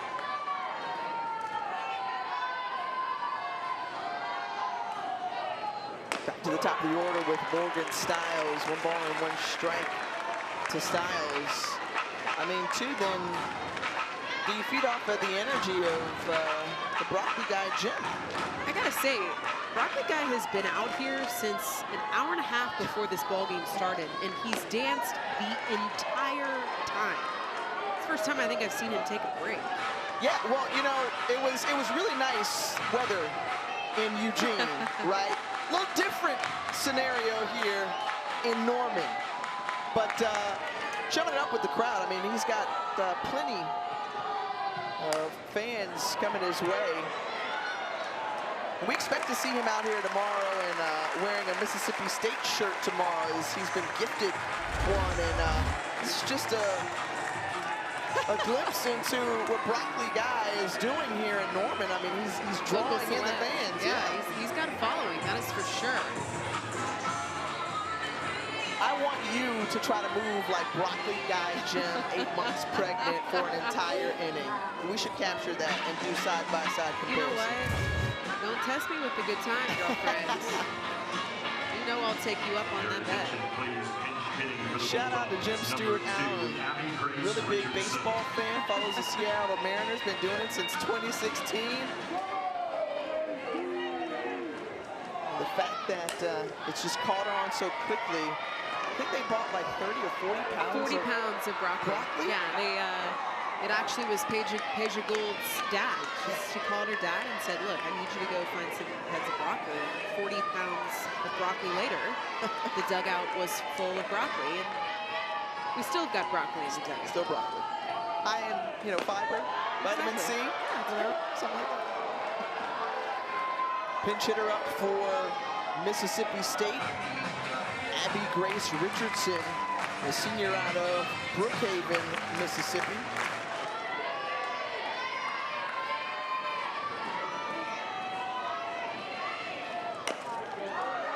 And this one dribbles through the middle, and Rivera now 60 feet from home as the pinch hit, base hit for Richardson.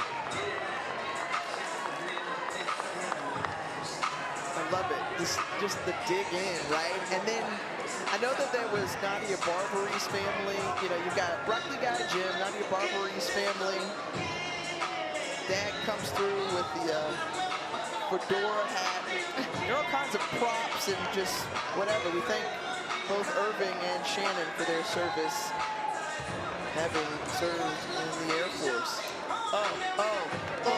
Speaking of props, I feel like you gotta give some props right now to Mississippi State offense. It hasn't been super sexy, but 2 base hits right now that puts runners on the corners in the meat of this order. Against a Barbary bat, a senior bat, 330 on the year, 14 home runs. I mean, they have a big situation here for her to come up in a big way.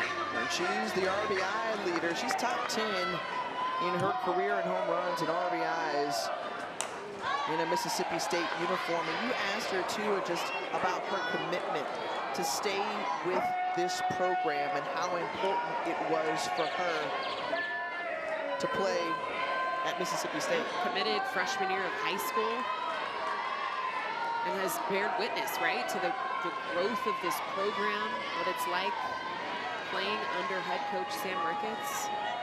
Been a huge reason why she stayed.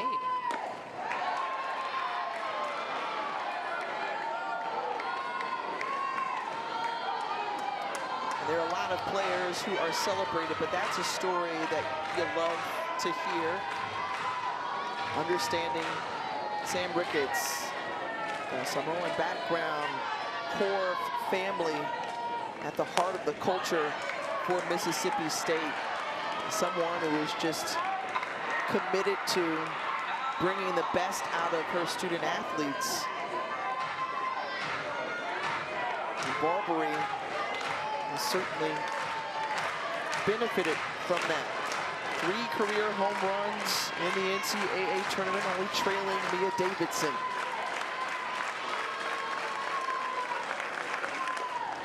And this one punched into right field, the opposite field base hit, scores Rivera. And so now with that, Mississippi State has cut the lead in half. That's what I mean. It's not big, it's not boastful, but it's steady pressure from Mississippi State. especially facing an arm like Berzon that's going to challenge you high and low in the zone. They've been able to stay committed to the game plan. They have taken that drop ball opposite field and hard on the ground and put together a really nice inning here. Team high 41 RBIs for Nadia Barbary. Still just one out, 2 aboard for Zion Romero.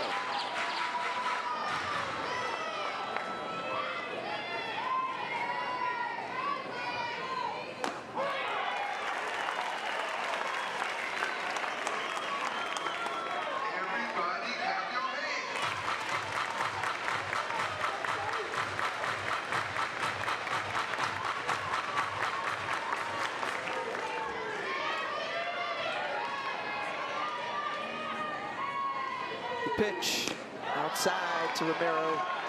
Now 2-1. It's a key count. We talked about the first pitch and the third pitch. Well, that third pitch not falling in Berzon's favor. Now a hitter's count for the 4-hole for State. And that was it, right? Where else are you looking if you're not looking there?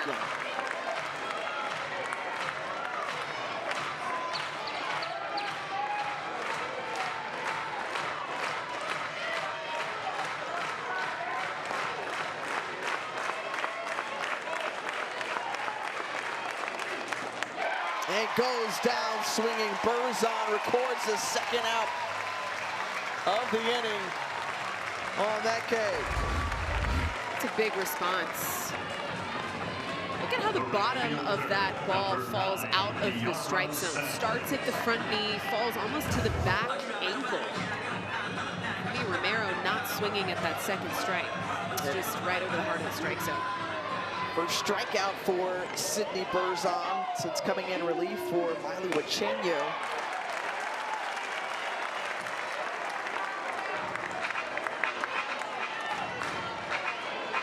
Here's Sells. Now at the plate, one of the seniors for this Bulldog team. And that one getting past Wells, so the runners advance on the wild pitch. Wells get crossed up behind the plate a few times, typically a brick wall. Balls that have challenged her low in the dirt. She hasn't been able to keep that ball in front of her. You can see she's set up, has to flip the glove over at the bottom half of that strike zone. Gives up 60 feet. Richardson at third, Barbary at second, both in scoring position. Sells sees that one in for strike number 2. That's a conversion count that falls in the favor of Berzon. 1-1 count, now she's in control with 2 strikes.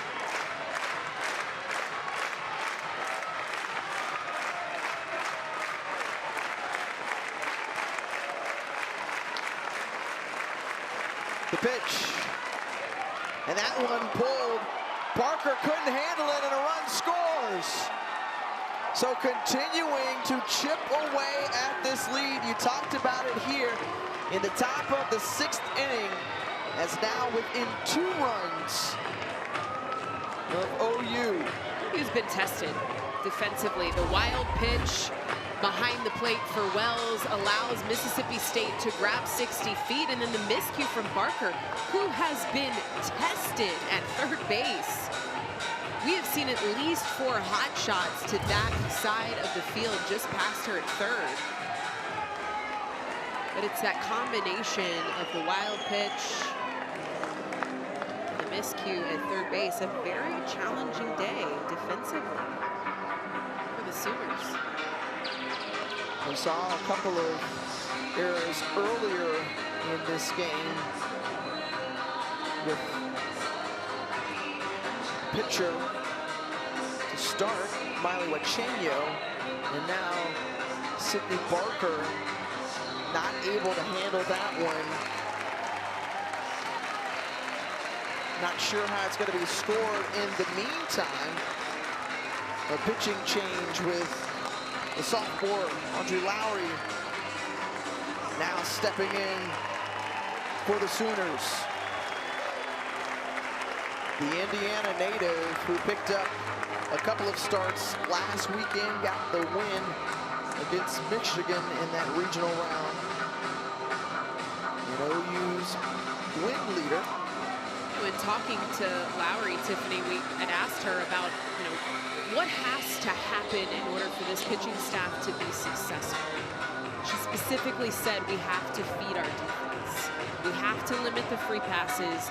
We've got to keep the ball in the yard, and we have to feed the defense. And they've done 2 of those things. Well, really, they've done 3. They've kept the ball in the yard. They've given up a few free passes. They've only given up 1 home run. But it's in feeding the defense that the defense hasn't had their back. So far, 3 errors for Oklahoma defensively. That is very rare for this Sooner team. And now Mississippi State cutting this deficit down to only 2 runs. Well, she enters the ball game with runners at first and third, and 2 out here, and trying to hold tight to this 2-run lead. Still waiting to see how that hit at third base is going to be chalked up. Personally, I think that's a play that Sydney Barker has to make at third base. That would be a play she would tell you that she needs to make, and they are going to rule it an error. This ties a season high in a game with 3 errors. You go back to March 23rd earlier this year against Ole Miss was the last time they committed 3 errors in a game.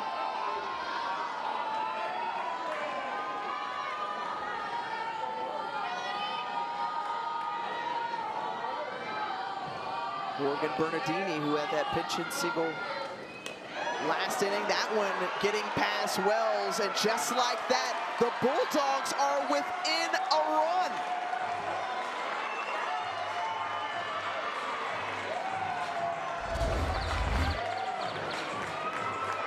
This ball has to be caught. Kendall Wells just has to be a brick wall. We've already seen one get by her, a wild pitch that allowed for 60 feet, this time giving up a run. And here it is, the shot up the middle. Bernardini with the second hit of the tie ball game. Bernardini ties it up with a base hit.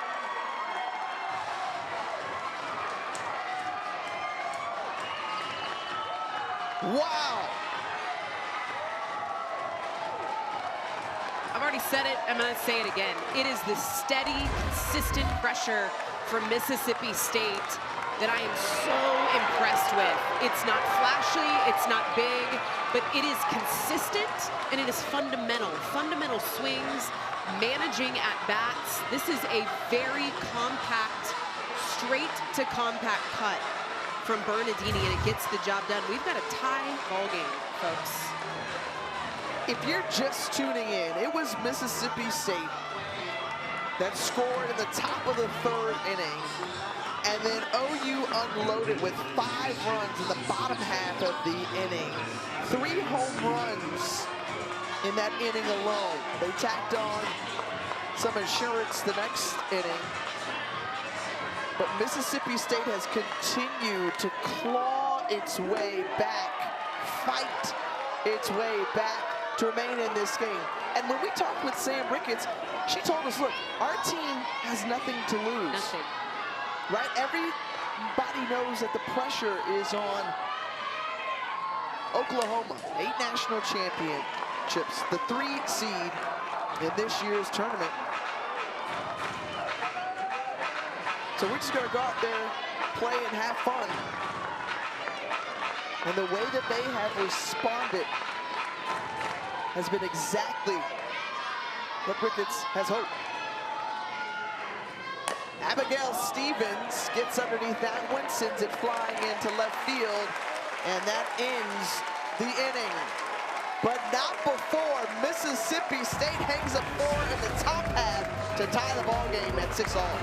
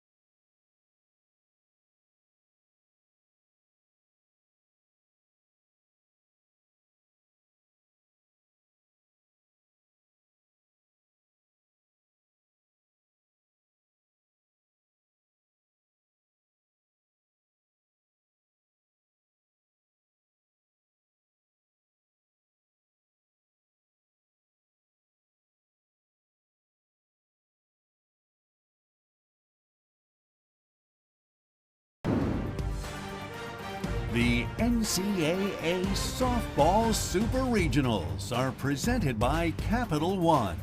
What's in your wallet?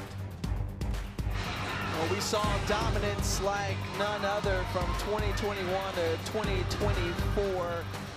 A four-peat for this Oklahoma program, half of them coming in that run, 8 national championships in total. They have won 18 straight super regional games. And we talked about it before. We mentioned earlier, you have to go back to 2015 when they fell to Alabama the last time they've lost in supers. Who played in that game? Oh, yeah. Oh, your homegirl. Yeah, yeah. Me. You know, it's tough to bring up, but I mean, you can give the audience firsthand experience about that what it was was like. an epic win for Alabama. Marissa Runyon, 0 for 16 with bases loaded, had the grand slam to go ahead. And you told me they called her what after that? Home Runyon. Okay. Yeah. Now Patrick Murphy, who remains the head coach of Alabama, the #1 overall seed in the field. For the second time in program history, they will face off against LSU later tonight. We're also seeing Texas in action, #2 seed, SEC tournament champions who downed Alabama earlier this month.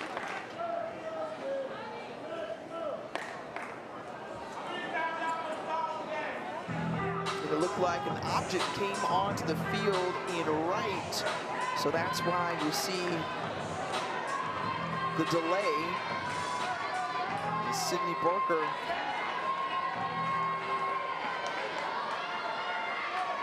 stands in.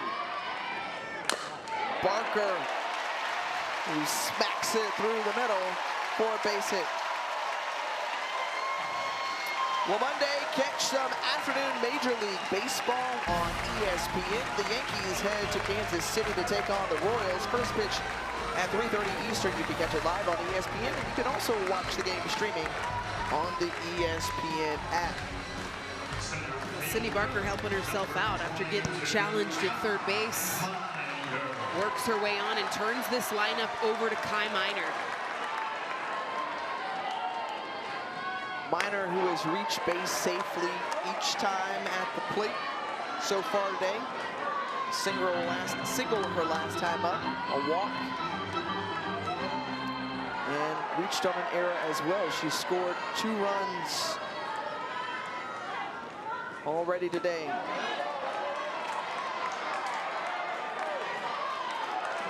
There's a quickness, not just with the speed of the legs of this young woman, but the quickness of the hands. Kind of an unconventional swing, really not a large lower body load. She's almost static in the box and then immediately throws the barrel to the ball. There's been a big focus just in talking offense with this team from Associate head coach JT Gasso about hip turn, getting the hips through the zone, a quick lower body unload through contact. I don't know that anybody has a quicker turn than Kai Minor.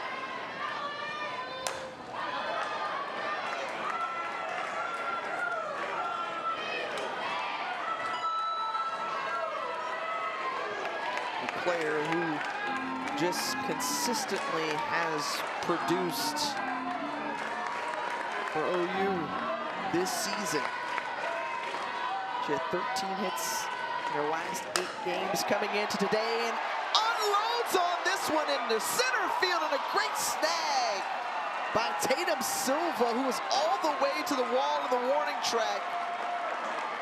And that one stays in the park for Silva to collect the first out of the inning. And Silva moving into center field. She was playing in left and having to quickly get tested. Look at where she's playing. She's playing in and shaded to left field. And a really nice run to the wall. Eamon very happy about that grab.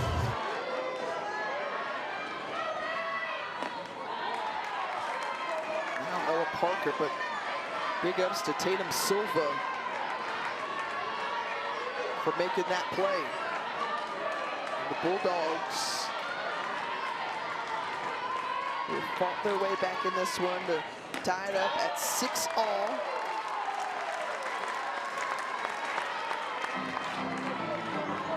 In the top half, here's Ella Parker now, 0 for 2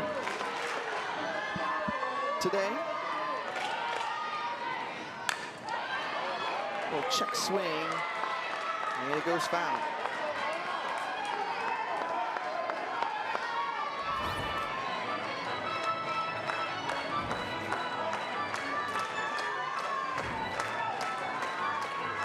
The only home loss for Oklahoma this season was back on April 18th. That was against Arkansas. Outside of that, they have loved Loves Field. Of course, Arkansas and Duke in action. Play set to resume at 5 p.m. Eastern. And we have seen weather impact the Nebraska site, as Oklahoma State and Nebraska saw game 1 suspended because of weather. They're due to resume game 1 today at 5 p.m. as that one gets up the middle, and the hot shot from Ella Parker, her first base hit of the afternoon.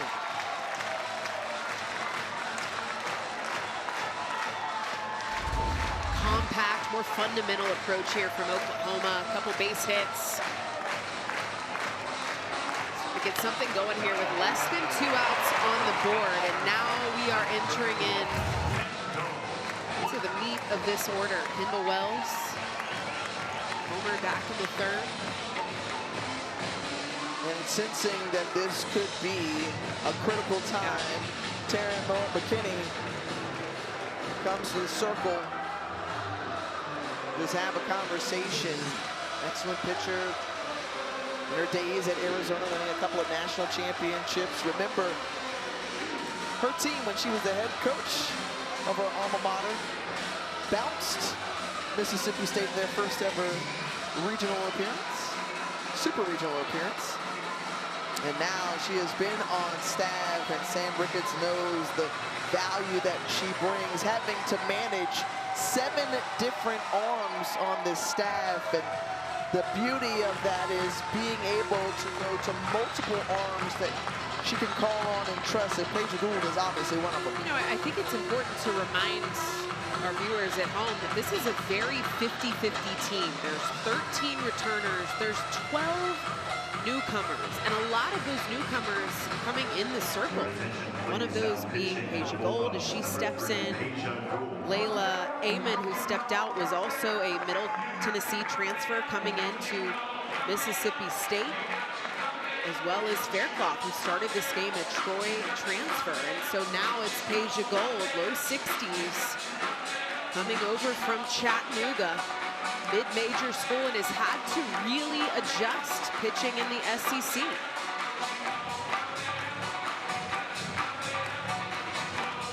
This is what you're going to see from this arm, a elite curveball. You see how she cups that ball right at the hip. Late movement, slices through the strike zone, and forces you to be on time at the knees.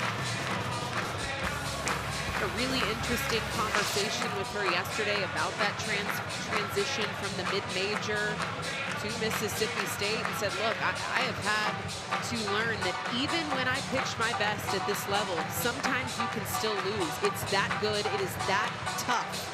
These offenses have really challenged her in the circuit. Well, she referenced that during a series against Florida earlier in the year. Thought that she had pitched well, and just, hey, one swing can change the trajectory of a game. But you go back to last weekend, 9 strikeouts in 6 1/3 innings against St. Mary's out of California. And she's had some really nice moments throughout.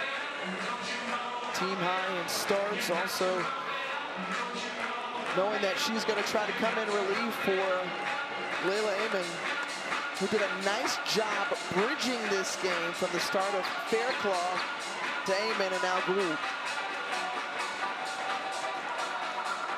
First Bulldog pitcher to be named an All-American by any outlet since 2002. You saw that promo earlier about an AUSL ticket punch. Well, she earned one as well on senior day.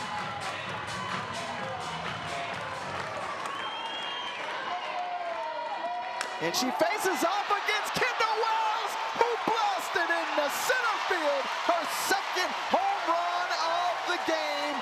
This time, a 3-run bomb.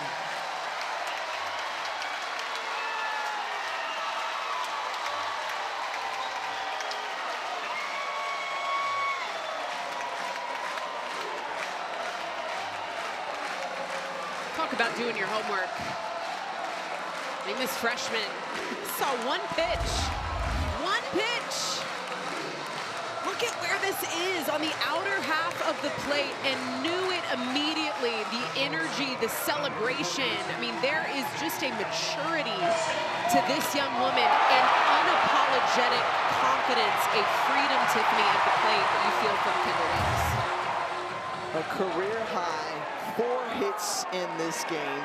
2 of them coming by way of home runs. And Kendall Wells once again allowing OU to take the lead again. I gotta say this, if you're Peja Gold, you're coming in, there's nothing more deflating than that right there. She's 1 home run away, standing next to Megan Grant at 40 home runs this season. Wow. Yeah.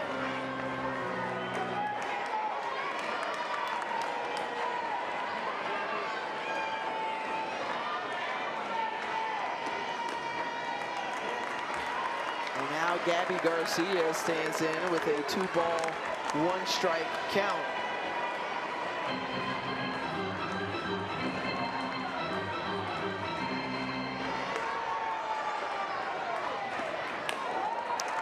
Kendall Wells is just one of those players who just knows how to get this crowd going. Even before they made the pitching change, everyone inside Love's Field just had a different energy about them, right? Like you just felt this place, the atmosphere shift when Kendall Wells came to the plate, and it's been like that all season long. You talk about the 39 home runs on the year, and just an excellent teammate as well. And you can see here the immediate exchange of information. She's talking about that cup release, tight movement late in the zone. I mean, 1 pitch. She saw 1 pitch out of the hand of Gold and already transferring information to the rest of her team. And a freshman, I just got to keep reminding people that, again, what we're witnessing is someone that is playing at the collegiate level for the very first time. She has never played in a regional. She's never played in a super regional. And this is what we're seeing in her first season. And I think that's why she continues to leave people in awe when you watch her. I mean, when you think about stars of the game, yes, there are many far and wide, but Kendall Wells has certainly grabbed the spotlight of her own. It is one of those players that you just tune in to watch. Desiree Rivera behind the plate for Mississippi State. The catcher shaken up right here. It's Macy Simoneau and Coach Ricketts out to check on their senior catcher.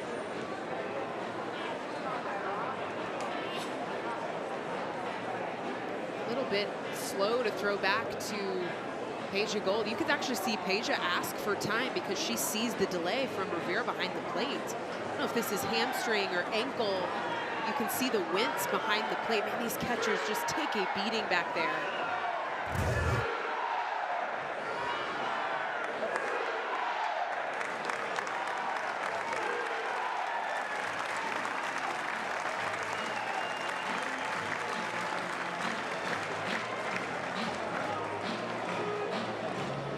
So Rivera standing to her feet, just trying to get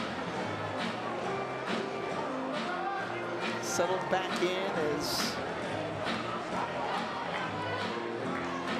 she's ready to go.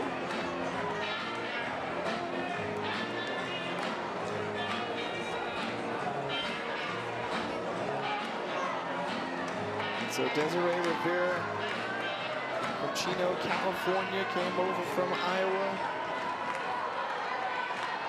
Is good to go. And play resumes. And a strike immediately into the glove of Rivera.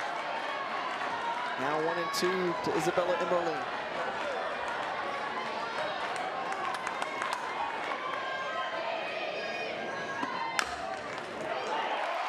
And that one bounces off the umpire.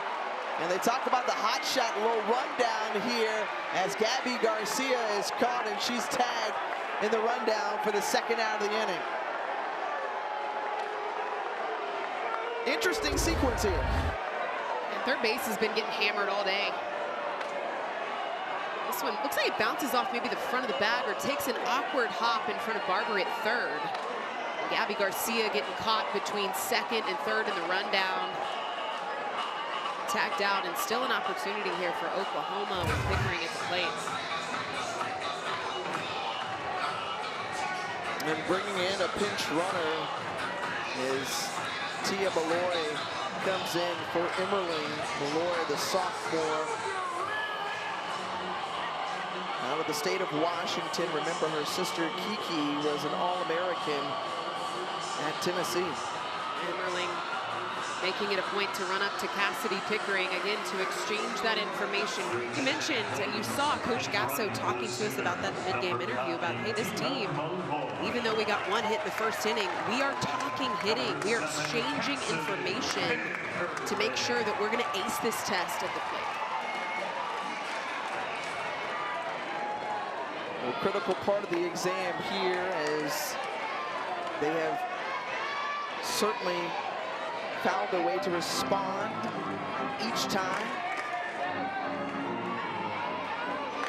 5-run third inning was huge, and now answering Mississippi State's 4-run in the top half of the inning with 3 of their own to regain the lead.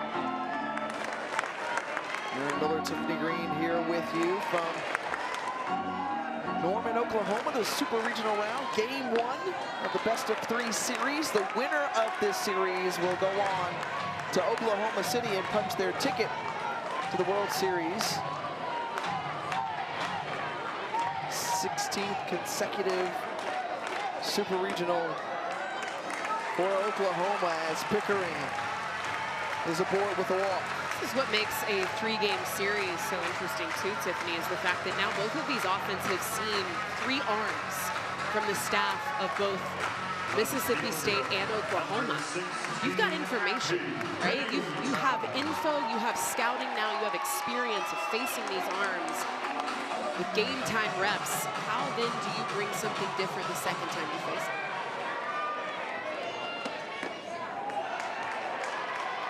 Until we hear it, no matter where you are in a postseason series, whether it's regionals or supers, you know, the importance of winning game 1. Right? 79% of the teams that win game 1 win the series.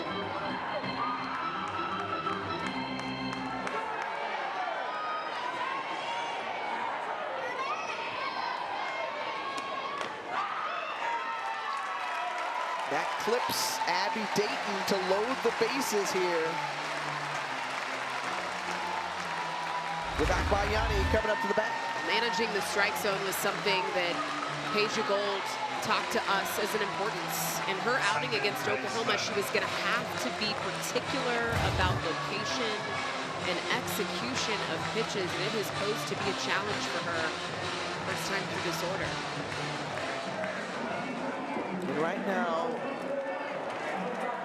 Taryn Bowen-McKinney once again having a conversation. 7 straight balls thrown by Peja Gould. And just trying her best to find the rhythm, unable to do so. And so we're going to have a pitching change quickly here, as things escalating once more. As Delaney Everett will now get the ball. We'll tell you more about it when we come back.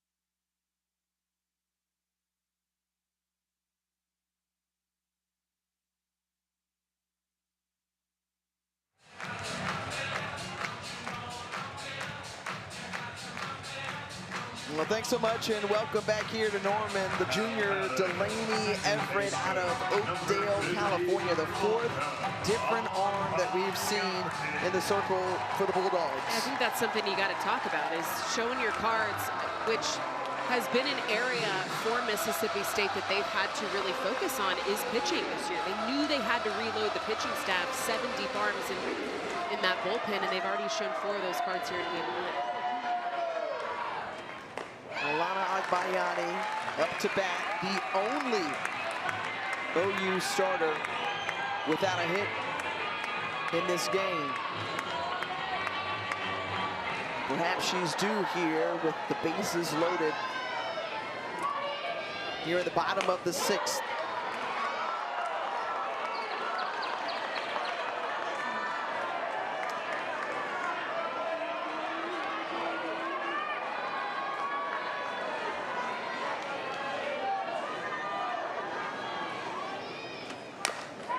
The lefty turns it over to second base, and that ends the inning. But not before it's Kendall Wells once more who does damage. Her second go-ahead run of this game, tying Megan Grant with 12 on the season, and OU back on top, 9-6.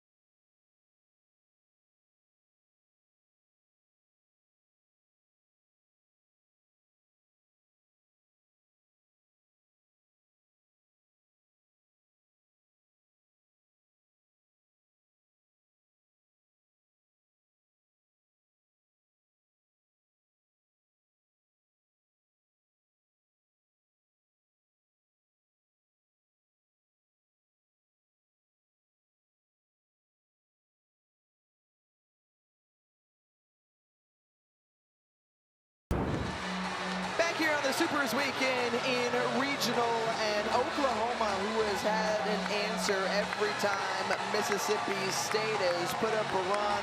The response there last inning, bottom 6, and Kendall Wells has helped put the Sooners in great position now to win game 1. You see 79% of game 1 winners advance out of the Super Regional round. And it's Mississippi State with their final chance here. Top 7, and Paige Ernstez will lead it off here.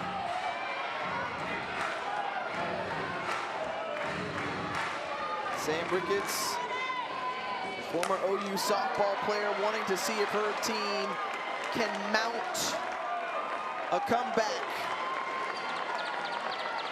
ESPN is the home of MLB.TV. Stream every out-of-market game live or on demand using the ESPN app. Blackout and other restrictions apply. For more information, go to ESPN.com/MLB.TV. Tip, we've just seen a steady dose of hitting. I mean, there hasn't been an inning yet for Mississippi State where they haven't scratched a hit on the board. There's one thing that we walk away with from today watching Mississippi State, it's the fact that they apply consistent pressure. For the 4th time in this game that the leadoff batter is aboard. 11 hits in total for the Bulldogs. And remember, last weekend, this was an OU pitching staff that only allowed 1 run through 3 games. And today, they've given up 6.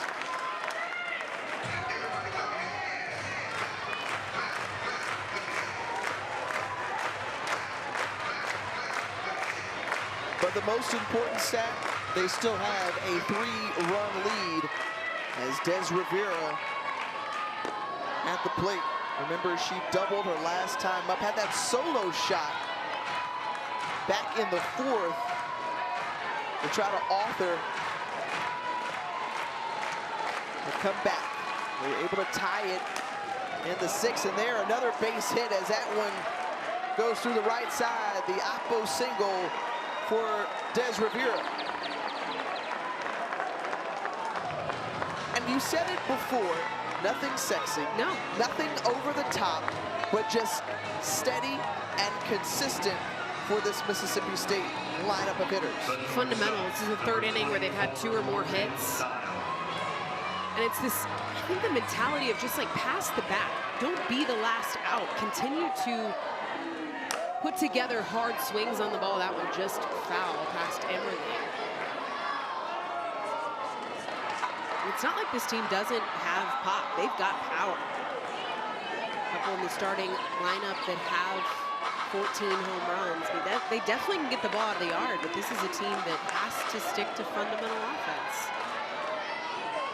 You know, I'd asked Nadia Barbary about the definition of production for this team offensively, and she gave me one word. She said, we are gritty. We are gritty, we are tough, back against the wall. We are not scared to fight. We've seen it here in game 1. Absolutely, as that one lined out to Agbayani. Thought she may have had a play at first, but able to slide back there is Rivera, and 1 down.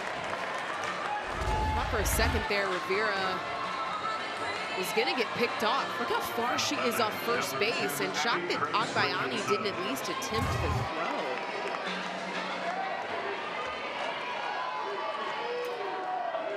Abby Grace Richardson takes that first pitch in for a strike.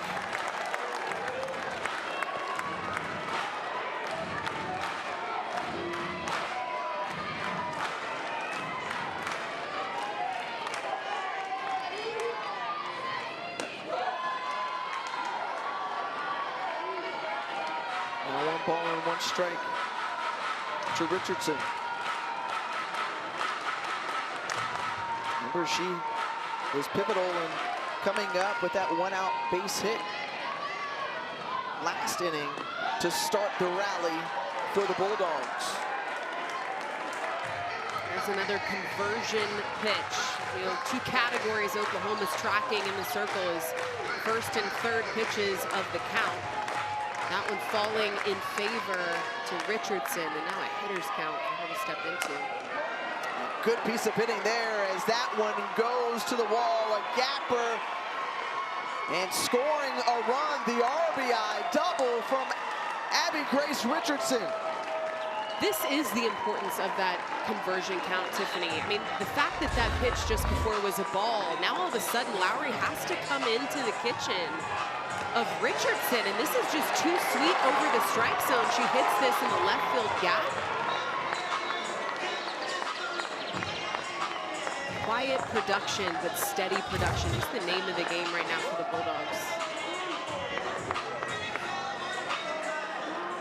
And we have seen a number of trips to the circle for each of these teams, and associate head coach and pitching coach Jen Rocha once more gathering all. You see Mississippi State 1 for 15 when trailing, and Oklahoma has been perfect when leading after the 6th inning.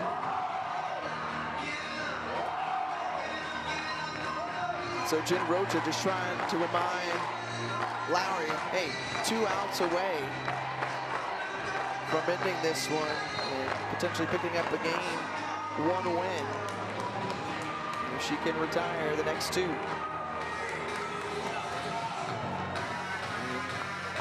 The full day of softball continues. After this one, we'll head to Knoxville with Tennessee and Georgia already currently in action.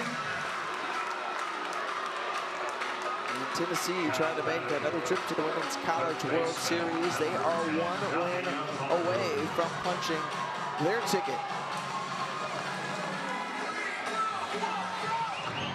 Meanwhile, if you're Mississippi State, this is the batter that you want at the plate, and Nadia Barbary, because she is your RBI leader, and it looks like they're going to intentionally walk her, understanding her level of production throughout this season for this Mississippi State squad.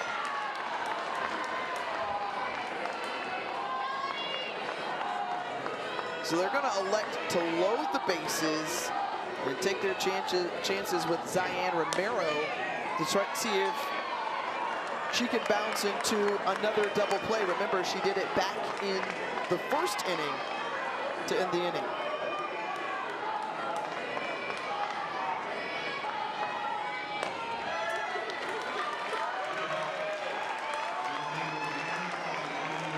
And Romero coming up to see if she can turn the luck for this Mississippi State program, who is 0 for 21 all time when trailing by 4 runs or more in a tournament game. You go back again, they were trailing by 4 just last inning and evened it up, and now Zion Romero stands in, takes strike 1. And this is a group that had their chances early. Bases loaded back in the 2nd and 3rd innings. They were able to push across their first run in the 3rd. So they have had their chances, and that's something that no matter the outcome, you've got to feel good about. You're able to notch 13 hits, see the ball well, and face 4 different arms. This, too, is a situation where base running becomes so important. Mississippi State needing to make good decisions with bases loaded.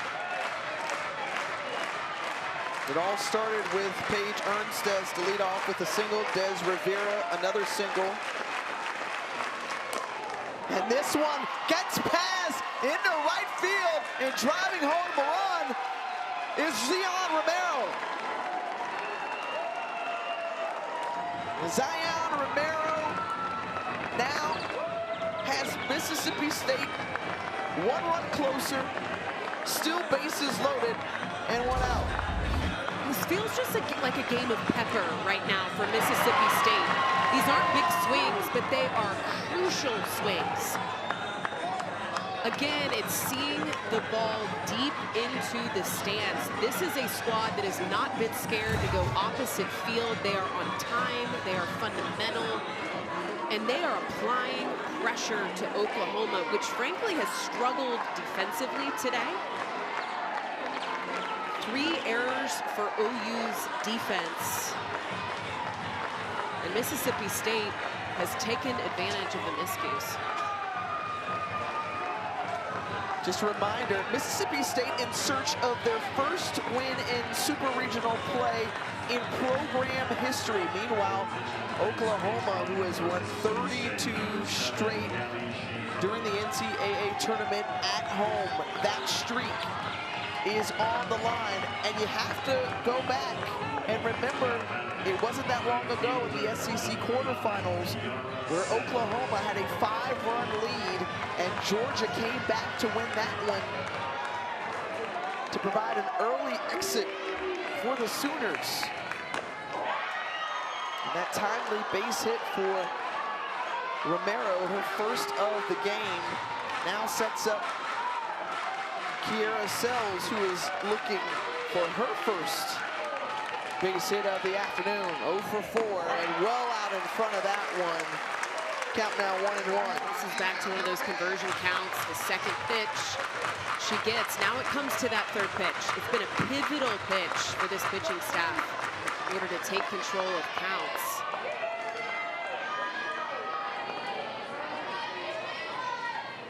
Sells once again couldn't time that one up. And now 1-2, the count in favor of Audrey Lowry.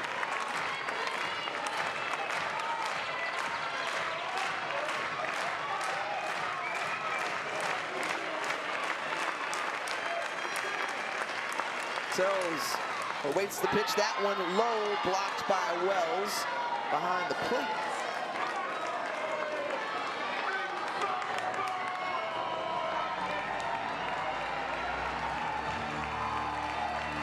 Sophomore pitcher standing back in, dealing from the left side.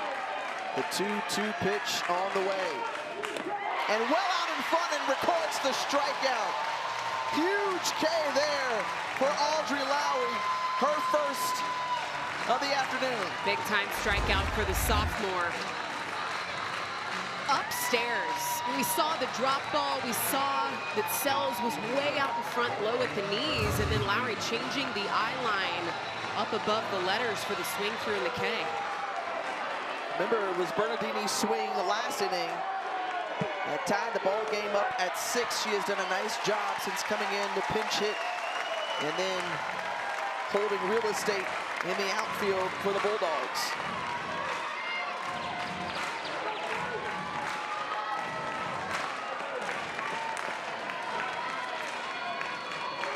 Bernardini 2 for 2 this afternoon, does not go around. Ball and a strike. Came in as a pinch hitter in the 5th and has since gone 2 for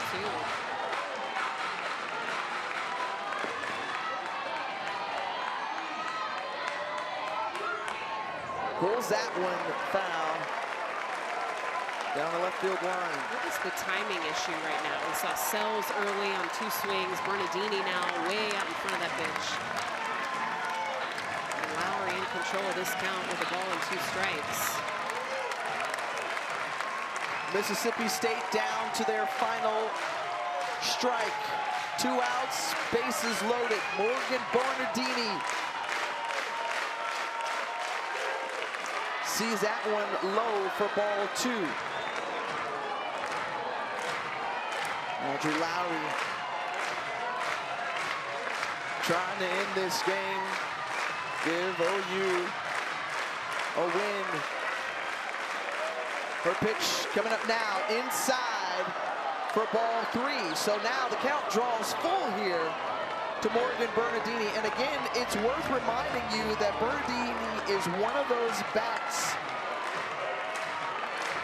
that just had 13 ABs coming into this season. She has taken full advantage, developed into a key role for this squad, and then pulls this one foul over a jumping Sydney Barker at third. Still ahead. From a timing perspective, way out in front of this pitch. They have not been able to time up the hand of Audrey Lowry.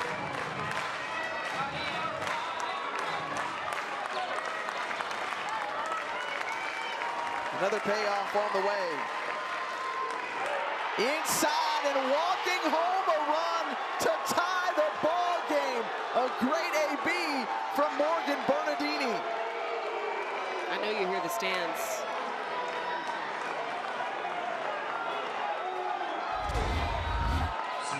Look at this location. This is a curveball up and in under the hands.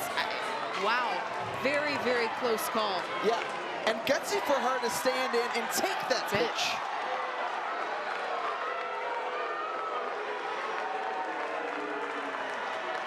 If you're a pitcher or a pitching coach around the country, you're thinking to yourself, man, they've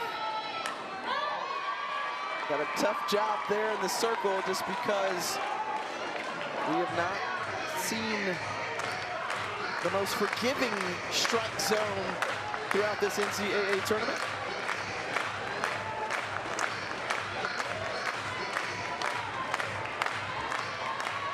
And now Tatum Silva with a chance to go ahead for the Bulldogs. Charging in is Agbayani, and the throw off the mark, and 2 runs come across, and Mississippi State grabs the lead.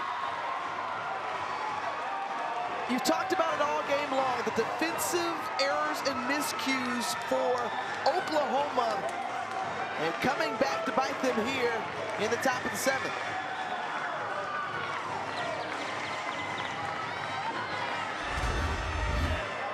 I mean, the ask for the pitching staff was to feed the defense this weekend, and they've done it. They have fed the infield play after play after play. And the defense just has not been able to execute. This is very uncharacteristic for Oklahoma, but also you have to give props where they're due. This has been a Mississippi State team that has applied pressure. They have forced Oklahoma to make plays, and they haven't been able to do it this game.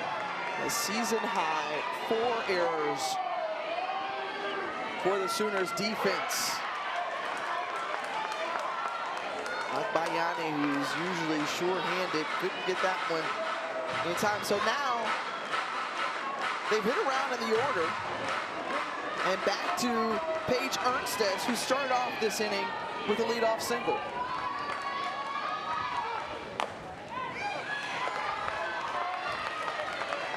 And we were a part of one of those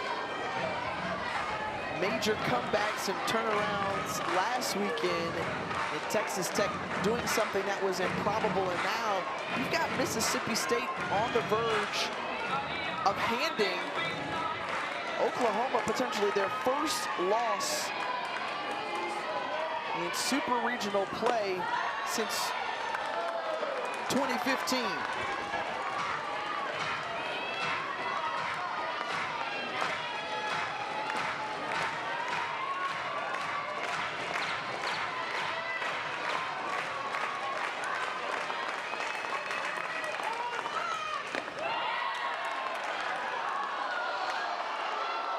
Kipper Wells wanting that pitch call.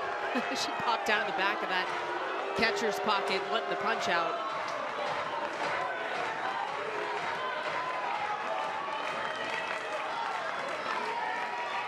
The 2-2 to Ernstez. The dribbler back to Lowry, and the play made to first, but now it's OU's turn. Most runs that they have allowed this season, a 11-9 advantage for Mississippi State. The Sooners with their last chance when we return.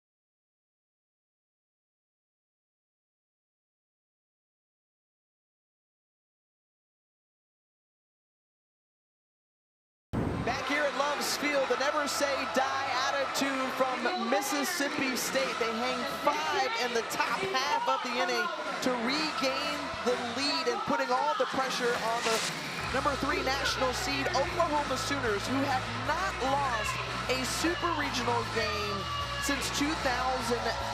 They've won 18 straight. And how huge would this be for Samantha Ricketts, who has not been able to beat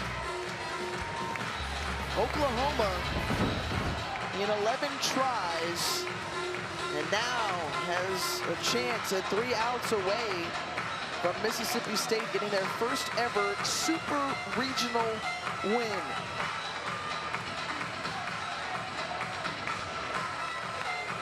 Nine, 1, and 2 due up, so Sydney Barker will lead it off with Kai Miner on deck.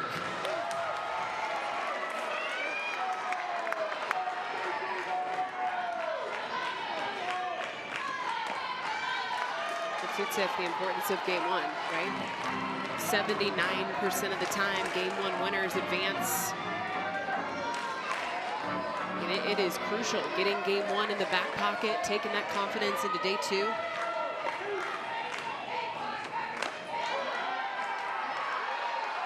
And really, this is unfamiliar territory as Oklahoma finds themselves trailing here, allowing the most runs they've allowed this season, the most hits given up this season. And Mississippi State has come here thus far and played loose and free and executing up until this point. As that one coming in high and tight to Sydney Barker. Now 2 balls and a strike. Now facing the lefty with Everett in the circle, who can hum it up to 70 miles an hour. I mean, that was some high heat to Barker.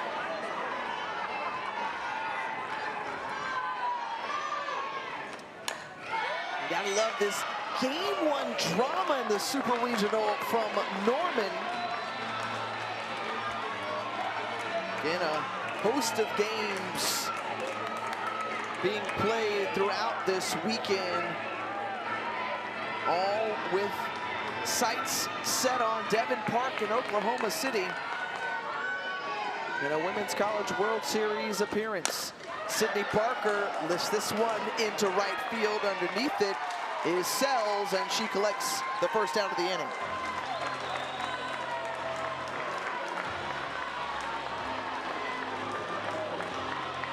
So now down to their final 2 outs with Kai Miner back at the plate.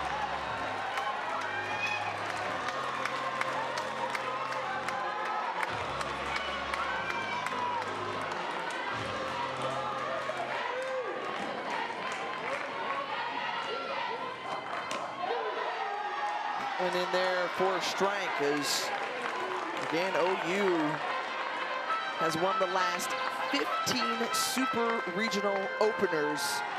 To speak to their dominance, the last loss coming against Arizona in 2008. And Kai Miner currently behind in the count, 0-2.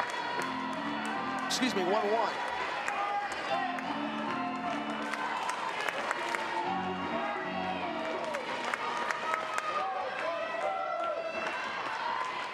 The pitch from Everett.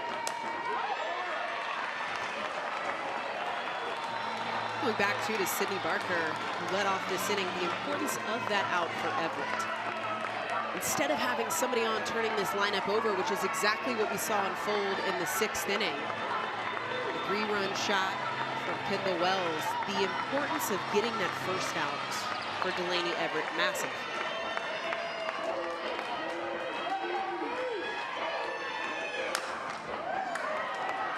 Miner fouls that one off once again. Nice catch made on the left field line by a fan.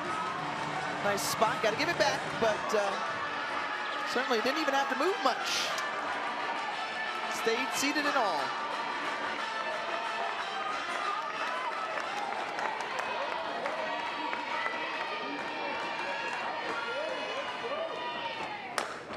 And Miner The opposite field single into left. And Miner with her second single of the game, so now she's aboard. And Ella Parker coming to the plate. Battling with 2 strikes. Short, quick hands to the ball. Just such power and pop in this freshman bat.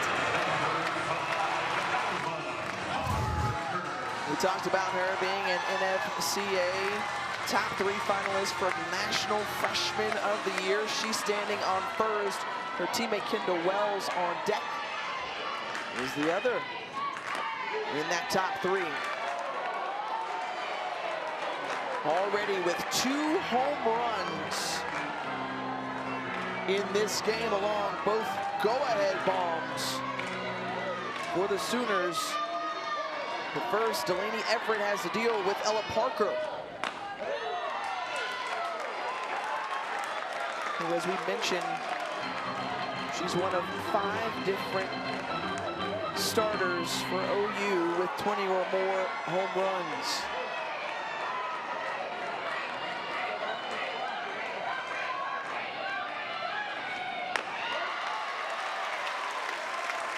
And the patience in this at-bat for Ella Parker gives her a 3-ball, no-strike advantage.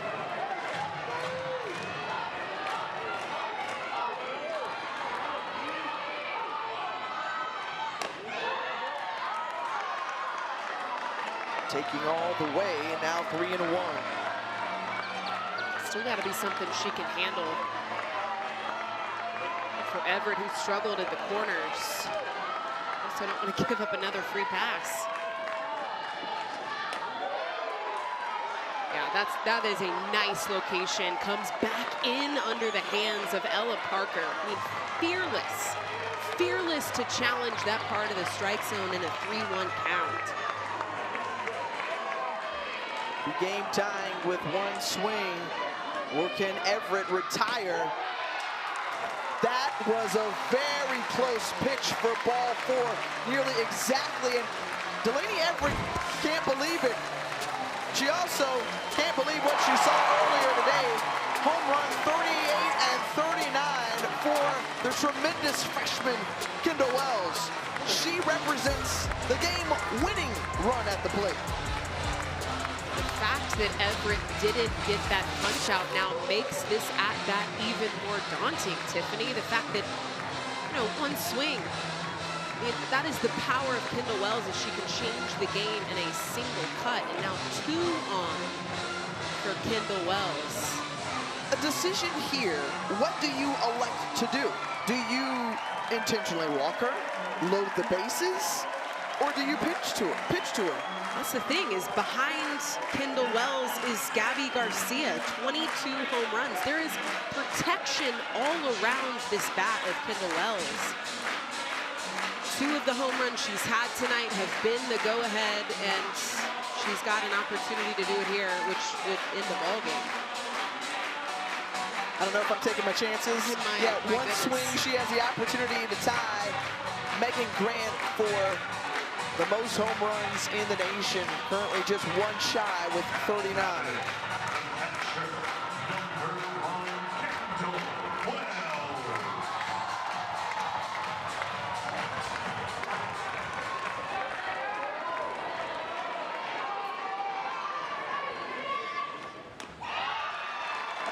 That ball low. 1-0 to the SEC Freshman of the Year. Kendall Wells of Bogart, Georgia.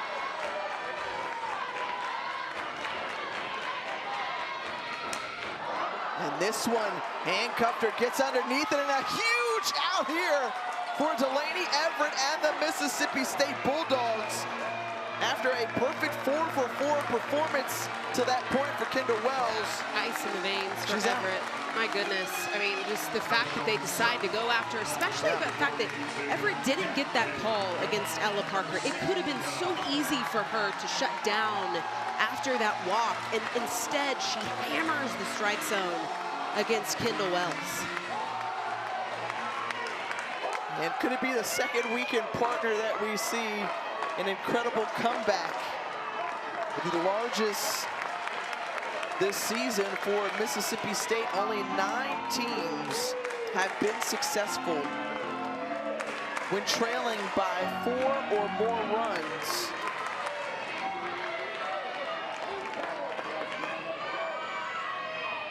Late in this game, and Gabby Garcia swing and a miss. Look at this, in Super Regional history, just 9 teams have been successful by trailing, or when trailing by 4 or more runs since the Super Regional new format back in 2025. And Gabby Garcia takes another hack at it, swing and a miss, now 1 and 2. These are massive swings from Gabby. She's got one thing on her mind right now. And so does Delaney Everett to end this game. That one low in the dirt.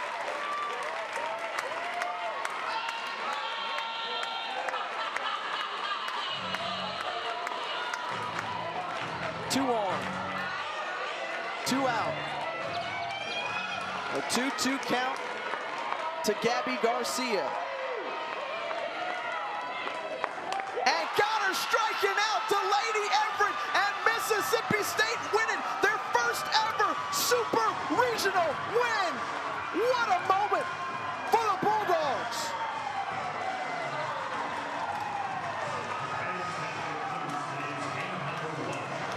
As we take a look at the Capital One rewarding performance, the ice in the veins for State, scoring 9 runs in the final 2 innings and handing Oklahoma their first Super Regional loss in more than 10 years.